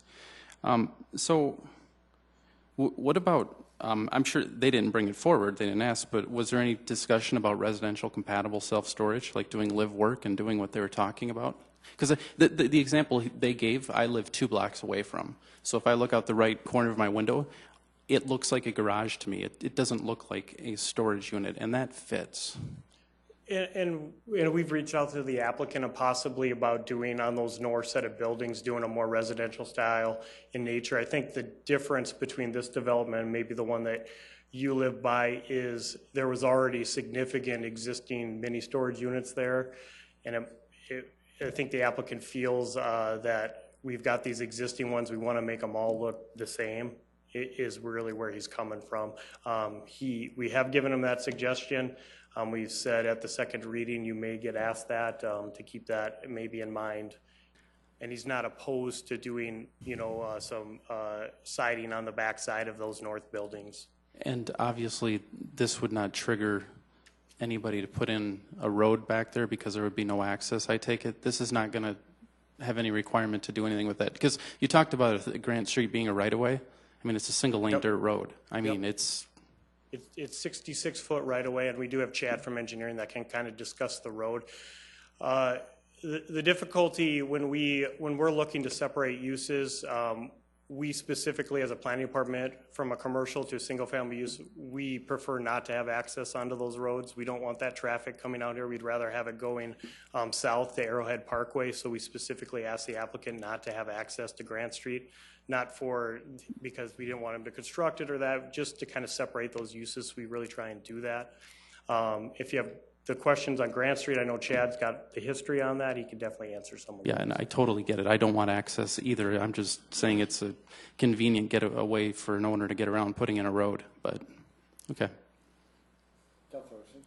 Thank you. And maybe if Chad could just explain that. I know we've heard a lot at the last two public input about the Grant Street as far as why that's not in yet. My understanding, again, hearsay, is that you have to have X amount of number of the percentage of people to sign off on it, and the particular person that owns a lot of it won't sign off on it, and that's why the street's not done. I have no idea if there's any truth to that, but I'd like to hear maybe how we get to that and how we can, I mean, last week we're talking about an annexation where the street was put in and the guy didn't ask for it. Now these people want a street and it's not coming in, so it's really interesting to me. It is. Chad Heavey with Public Works. So Grant Street would be classified as a residential street, probably like every street that you guys live on. And those streets are built and paid for by the adjoining property owners. Yes, Grant Street is gravel. It is public right-of-way. It does contain utilities that have been put in, but there is just gravel. There's no curb and gutter, there's no street lights, there's no sidewalks. It's not built to city standard. So the process would be that if a property owner up there submitted a petition for street improvements, we would take that petition and evaluate it, and typically would say if we had 50% support, so if the south half was in favor of the road or the north half was in favor, we would look at that and say, you know, this is a petition that's it seems right, it seems approved, it seems we'll bring it forward to the city council. So then we would bring it to you, and we'd go through a resolution of necessity, which would mean you're giving us the authority to use city dollars to build that road, but the plan is to come back in the future and then assess those costs to the adjoining property owners. We've always kind of set that threshold at 50% because state law talks about if 55% of the property owners were not in support of the resolution, they could protest that out. And so that's why we've always talked about this. You know, if we were over even 46%, that'd be 46 in support and 54 against. They could not protest that out. Now there's been some language added to the state law that even if we had 25% support constructing Grant Street and 75% protested that out, the city council by a majority vote could void that protest and we could proceed with the construction of the street and the assessment of those costs to those property owners.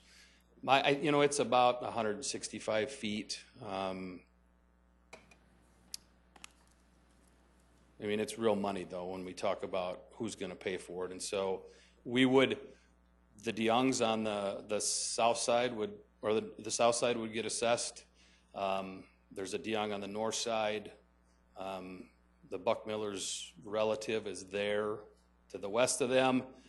And then the people, of course, on the west side there would also be assessed for those costs. So today we do not have a petition for those improvements, but we also are discussing that with the Youngs, and we'll have more information at the second reading. All right, thank you. And then if I can I have one more follow-up, not for you, Chad, but maybe for Jason or Mr. Fifley. What, as far as options to ensuring that those trees stay, that the fence is, I mean, we've heard a lot of concerns to making sure that the fence is X amount of feet from the property, making sure the trees are mature trees and will be mature in our lifetime versus a shrub that's put in, so to speak. Are those options that we can add in and remand back to the Planning Commission? You can put some conditions on the rezoning. I think it's important to note, though, the buffer yard does have requirements for sizes of trees that have to be in there. You get units. You have to have so many units. You get credit for units of trees. So an evergreen has to be a minimum of 6 feet to be able to count it as a tree. If it's less than that, then it would be a bush, which is obviously a far less. So we have those things built in to require him to do units to be able to get those trees. The fence, that is a minimum of 6 feet. That doesn't mean the applicant can't install something up to 8 feet if he would like to. That is our minimum. And that fence has to be within somewhere in that 30-foot buffer yard. It doesn't specifically say it can be here or there. For something like this, I know we did have testimony that they didn't want the fence right by the buildings. Sometimes it works better, though, to be able to have the backs of the buildings, then have a fence, and then actually have those mature trees on the other side of the fence. We feel that it provides a better screen. Now, if the adjoining property owners want something different, that's something that the applicant, I'm sure he's not opposed to moving the fence or working with them to do something different. But we have some of those things that you're discussing already built into the Shade Places zoning ordinance. Thank you. Councilor Staley? Well, and let me just make a comment about this whole process. I am deeply grateful those neighbors came in and spoke to us, because right now I'm hearing you talk a lot about what the applicant wants and kind of representing the applicant's point of view. If we had not heard from those neighbors tonight, and they also spoke last week, we wouldn't have as much information to work with as we're getting ready for the second reading. So I think it's very important that that side of it gets to be heard before the second reading. Councilor Rolfing?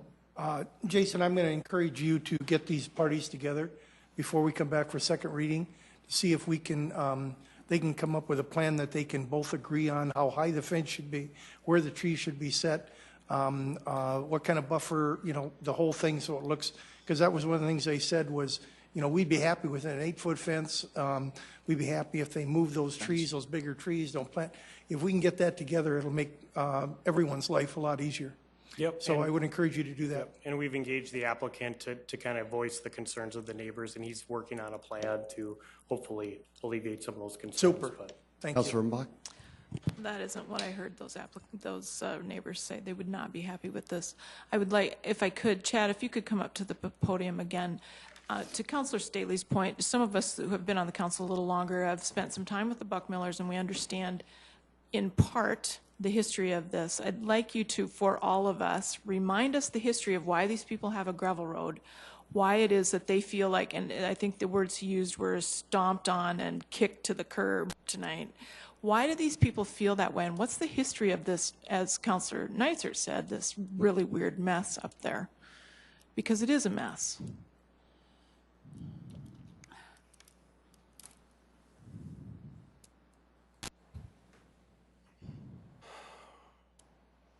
Okay, here is just, again, another aerial view of this area. Okay, the Buckmillers live in the property that's in blue. And those streets that are in yellow, and I'm talking about the streets that are north of Grant Street, were vacated in 2004. So everything in yellow is vacated right-of-way that has now been turned back to personal property. And you can see that Grant Street is public right-of-way. Detroit Street on the west is public right-of-way. But everything else today is private property. Now, when the Buckmillers built their home, their driveway is as it looks today. It went to Grant through the property owners south their driveway. So they have always used that gravel path to access Grant Street. They've never ever went to Taylor Street to get in and out of their property. Okay, so in the period of 2004, the property to the north came in and said, we want to build this cul-de-sac. And you can see on the west there is Taylor Circle. That was Taylor Street, and the plan was that they'd build this cul-de-sac, and it would come up and it'd be called Taylor Circle. Part of the plan was to vacate all of those streets in yellow. And then the developer would build Taylor Circle, and right where you see that number 30, where it says item 30, that is where the Buckmullers live. And under this scenario, they would have had a paved street, Taylor Circle, very close to their property. And at that point, they would have went to the north to Taylor Circle and out. So the plans were all in work. Of course, the Buckmullers had to sign the petition to vacate because everybody that adjoins the right-of-way has to sign that before we'll bring it to council. The streets were vacated, the right-of-way was vacated. Shortly thereafter, the developer realized that there was wetlands, I'd say in that northeast corner of his proposed subdivision, and he was not in a position to financially mitigate those wetlands and deal with them how he was supposed to. And so that basically shut the subdivision down. Now, looking back on it, we maybe should have waited to vacate the streets, but that's been done. So I have spent a lot of time with the Buckmullers. If you could go back. So one option that I gave them was we could, if the property to the south of them would grant them an access easement, we could then address them off of Grant Street. They didn't like that idea because they still would, Grant Street still isn't paved. They'd still have a gravel driveway. Then I talked about maybe we'll go back to Taylor Street. We will ask that the property owners rededicate that right-of-way. That was potentially a viable option, but again, that would not get them Taylor Street built. They still would have to come down to Grant without the adjoining property owners building Taylor Street. So there's a long history to this. You know, I think I've offered them a couple viable solutions to get them an address, and it just hasn't come to fruition. So, if I might, Mr. Mayor, I appreciate it, Chad. It's important for us as a council to understand the history behind this. This couple is very frustrated with city government, and there isn't a whole lot that we can do for them. But it's important for us to have, I think, to filter our conversations through that history as well. So I appreciate you bringing that forward for us. If I could too, we do some, we take our motor graders out and do some grading of the gravel road during the summertime like we do with the other, you know, we have probably 20 centerline miles of gravel roads in the city where people are living on, and that's probably not including other gravel roads that we maintain. Also, he made a comment that he has been taking care of the snow removal. That is probably correct. I did some checking today. I drove out today because I assumed that if it was plowed, it would be plowed right now with the recent snow. And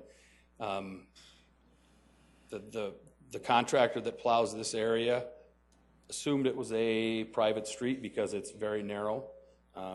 But the street department has talked to the contractor. They have a narrower piece of equipment that they're going to go use to plow the street from here on out. So, to clarify, then, it is city responsibility to plow the snow there, and it just hasn't quite been happening lately. The problem is there isn't a very good place to turn around.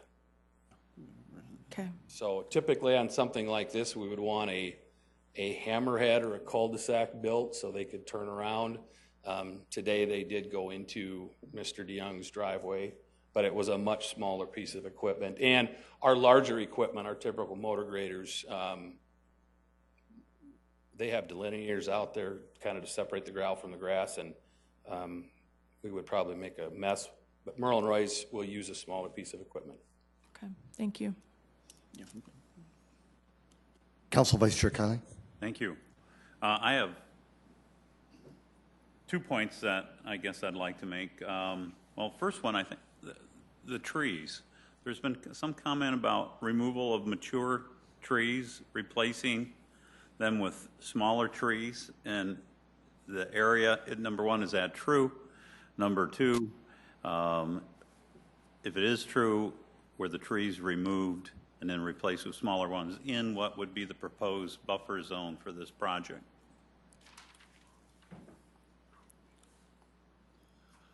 I have asked the applicant that, and they did sell some of the trees. I can't remember the number, I think like 50 or so, and replace them with smaller trees. That specific area, though, under the old ordinance, it wouldn't have been required to have a buffer yard there. The new one, obviously, when they construct, or if they're approved and they construct these storage units, they will be required the buffer yard, and they will be required to put those number of units in. And as I indicated, the ones that would count would be an evergreen tree taller, 6 foot or taller. The only ones that would count would be 6 foot or taller. So they could put a 6-foot tree, but the ones that were removed were how tall? I'm assuming they were pretty mature trees. I think they were selling them. I think they utilized that as a tree farm kind of a And I'm still a little confused. Were they removed from the area that would serve as the buffer? I think they've removed some from the whole site. Yes, I would assume that some of them have been removed from the buffer yard. And I have some concern over that. Then my second point was it's currently zoned for twin home duplex residential. Obviously, if you're going to have twin home duplexes, you're going to have the pitched asphalt roofs. And that's what you would expect if you're the homeowner to the south of that particular area right now. So I'm not saying which way I'm going to go on this, but it seems like a fairly reasonable request to maybe, if there are going to be storage units there, that they would resemble the way it's currently zoned. Sure. That's it. Jason, doesn't normally the applicant show up at the first reading in something this controversial? Not at the first reading, just because it's not a public hearing. So. All right. Because I think it's important, council, to understand Jason's not advocating for the party. He's kind of the conduit in terms of trying to relay what he's hearing from the applicant as well as from people that have concerns. So, Jason, as you can sense, there's still work that the council would like to have done before the meeting, if they do set a second reading, and I hope they do. Good luck with that. Councilor Neisert? I want to say I do appreciate the context, and I'm really glad that Councilor Erpenbach did set the table for that. I don't want to get too far down the rabbit hole because I think a lot of this is really almost separate from the rezone issue. I mean, but I do want to know, since you're here, was that portion of Grant Street ever paved?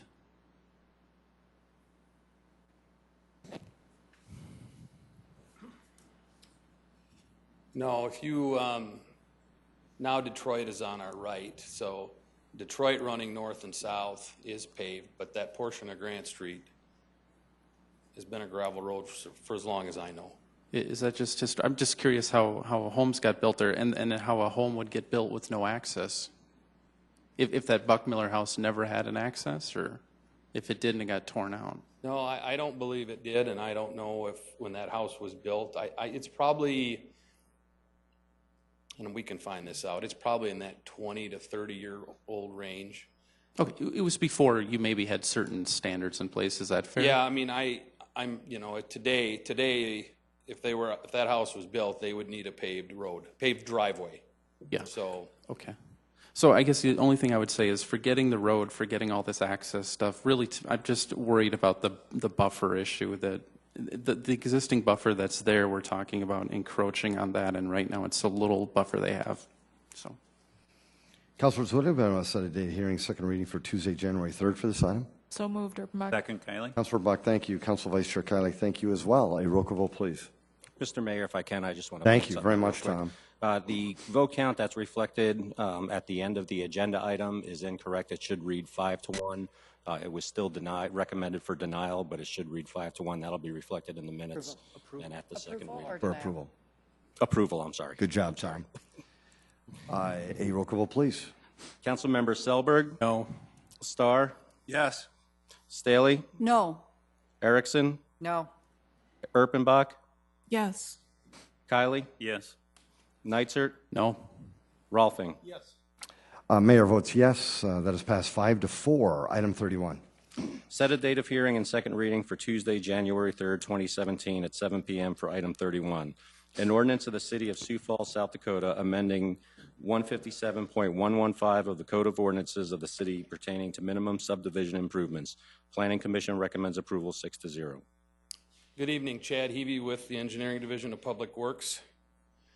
This proposed ordinance is in regards to street access in residential developments and is not related to secondary access for emergency vehicles.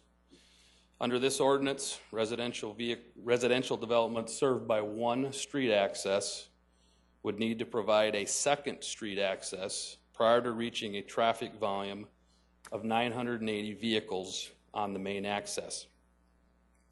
The traffic volumes would be calculated using standard trip generation rates of 9.52 trips for a single-family home and 6.65 trips per day for a multifamily unit. Using these rates, one access would support 103 single-family homes, 147 multifamily units, or a combination of both. Prior to meeting that threshold of 980 vehicles, a second access would be required, a minimum of 24 feet wide, gravel surfaced with dust control, or hard surfaced. The Director of Planning and Building Services and the City Engineer are authorized to interpret the ordinance, enforce the ordinance, or grant waivers. The ordinance is supported by the Home Builders Association of the Sioux Empire. On June 14th, the Public Service Committee recommended this ordinance be taken to the Infrastructure Review Advisory Board, the Planning Commission, and then the City Council. The Infrastructure Review Advisory Board approved this ordinance on August 8th. Planning Commission approved this ordinance on December 7th, and I am happy to answer any of your questions. Thanks, Jason. Councilor Erickson? Thank you. This is a long time coming. I think I was just elected, and Councilor Kiley and myself, and we went through the Canterbury Heights neighborhood issue. As we worked through this was really a safeguard to making sure something like that doesn't happen again. There's been, like you said, lots of meetings with Public Service Committee as well as the home builders, and what you see today has changed many times. There's been many compromises along the way and allowing flexibility to making sure that we're not offering a burdensome ordinance on the books for builders and making it difficult for them. Again, this is a worst case scenario to just give a minimum standard so what we lived through a couple years ago doesn't happen again, but does give flexibility to Mr. Heavey and his crew. So I hope that you all support this as it's really been vetted more than I ever imagined. So thank you for your work on this. I appreciate it, and we'll see where it goes. Thank you. Councilor Erickson, we'll continue the discussion, but would you mind setting a date of hearing, second reading for Tuesday, January 3rd for this item? Move to set the date to Tuesday, January 3rd. Thank you. Is there a second? Second. There is a second. Any, Councilor Starr, we'll give it to you. Thank you. Any further discussion, folks? A roll call vote, please. Councilmember Selberg? Yes. Starr? Yes. Staley? Yes. Erickson? Yes. Erpenbach? Yes. Kylie? Yes. Nitzert? Yes. Rolfing? That is passed 8-0. Thank you. Item 32. Set a date of hearing and second reading for Tuesday, January 3rd, 2017 at 7 p.m. for item 32. An ordinance of the City of Sioux Falls, South Dakota, amending the Code of Ordinances of the city by amending Chapter 157, Subdivisions, and Appendix C of Chapter 157, Subdivision Construction Agreement. Planning Commission recommends approval 6-0. This proposed ordinance is also a part of the subdivision ordinance, and it is regard to the subdivision construction agreement. That agreement is a contract entered into by a developer in the city by which the developer warrants and promises to complete the required public infrastructure improvements in the subdivision within a specified time period. This subdivision construction agreement went into effect of January of 2013, and since then we have executed approximately 200 of these agreements as Sioux Falls has developed. The proposed revision is to change the word developer to responsible party. The responsible party could be a developer, it could be a landowner, or any other party that would be taking responsibility for the construction of the public improvements. This change does allow more flexibility in the use of this agreement by changing that language. The proposed change was approved by the Infrastructure Review Advisory Board on November 2nd and the Planning Commission on December 7th. Chad, thank you very much. Council? Thank you, Council. Yes, thank you, Council Vice Chair. Thank you, Chair. Person, appreciate that. Roll call, please. Council members Selberg? Yes. Starr? Yes. Staley? Yes. Erickson? Yes. Erpenbach? Yes. Kylie? Yes. Nitzert? Yes. Rolfing? Councilors, thank you. That is passed 8-0. Item 33, please. A resolution removing uncollectible delinquent accounts from the records. Tracy, good evening. Good evening, Mayor, council members. City ordinance requires that before uncollectible delinquent accounts with a balance of $5,000 or more can be written off, that must come to the council for approval. Those of you that were on the council last year in December might recall that we brought forward a list of about a page-and-a-half long of such accounts for write-off. That list was quite long because that hadn't been presented to the council for some time. So it was last year was an exercise in kind of cleaning up some very old uncollectible accounts. So this year, the resolution before you includes 7 accounts where we're requesting you to write those off. The first is an account for uncollectible landfill fees. The next 2 relate to utility, a water and electricity account, and then the last 4 relate to our affordable housing program, where there were loans provided that were eventually deemed to be uncollectible. I've provided some background information on all those to you previously. If you've got specific questions about any of these, I'd certainly be willing to take a stab at answering those, but there are others here as well that can back me up. Tracy, thank you. Anyone in the audience want to speak to these items? Council? Move approval, Rolfing. Second, Erpenbach. Councilor Rolfing, thank you. Councilor Bach, thank you as well. A roll call vote, please. Councilmember Selberg? Yes. Starr? Yes. Staley? Yes. Erickson? Yes. Erpenbach? Yes. Kylie? Yes. Nitzert? Yes. Rolfing? Yes. That has passed 8-0. Item 34, please. A resolution approving the release of a permanent utility and drainage easement located in Lot 14 and a permanent utility easement located in Lot 12, all in Block 6 of Auburn Hills Addition to the City of Sioux Falls, Lincoln County, South Dakota. So this drainage easement is north of 85th Street and east of Louise Avenue, near the intersection of Bitterroot Street and Russet Drive. The property owner has requested that this drainage and utility easement be released. When the lots were platted, this was platted as 2 separate lots, and you can see that these easements were platted on all of the lot lines. Subsequently, the property owner requesting this also bought the lot to the south of him. And so he is requesting that we release that easement in yellow. We have reviewed the request, determined the easements are not needed, and we are recommending that they be released. Thanks, Chad. Did anybody want to speak to this item? Councilors, Councilor Bach. Just clarify, Chad, does that mean that the drainage issue isn't there? Explain, I'm maybe just not understanding why we would give up that. I mean, isn't it because there might be a drainage issue that we would have an easement there? Either drainage or a private utility. Right. And there were some private utility issues that have been resolved, and we have determined that the drainage easement is not needed to convey drainage in this area. All right. Okay, thank you. Move approval, Erickson. Thank you, Councilor. Second, Erpenbach.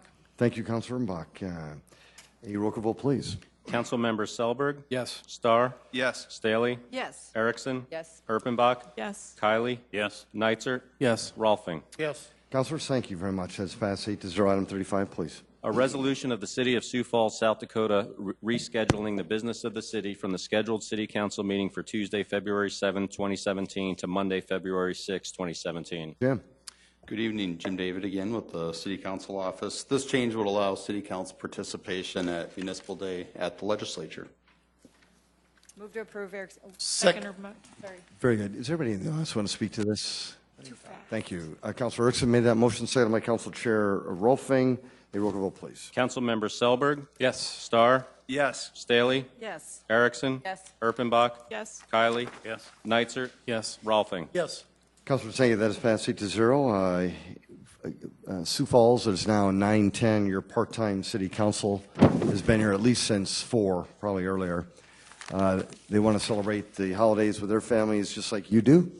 No meetings next week. No meetings next week, Sioux Falls, so we'll be back in January, all of us. Move to adjourn. Thank you, Councilor. Second. Seconded by Council Chair Rolfing. All those in favor say aye. Aye. Opposed? This meeting is adjourned, Sioux Falls. Make it a great, great night.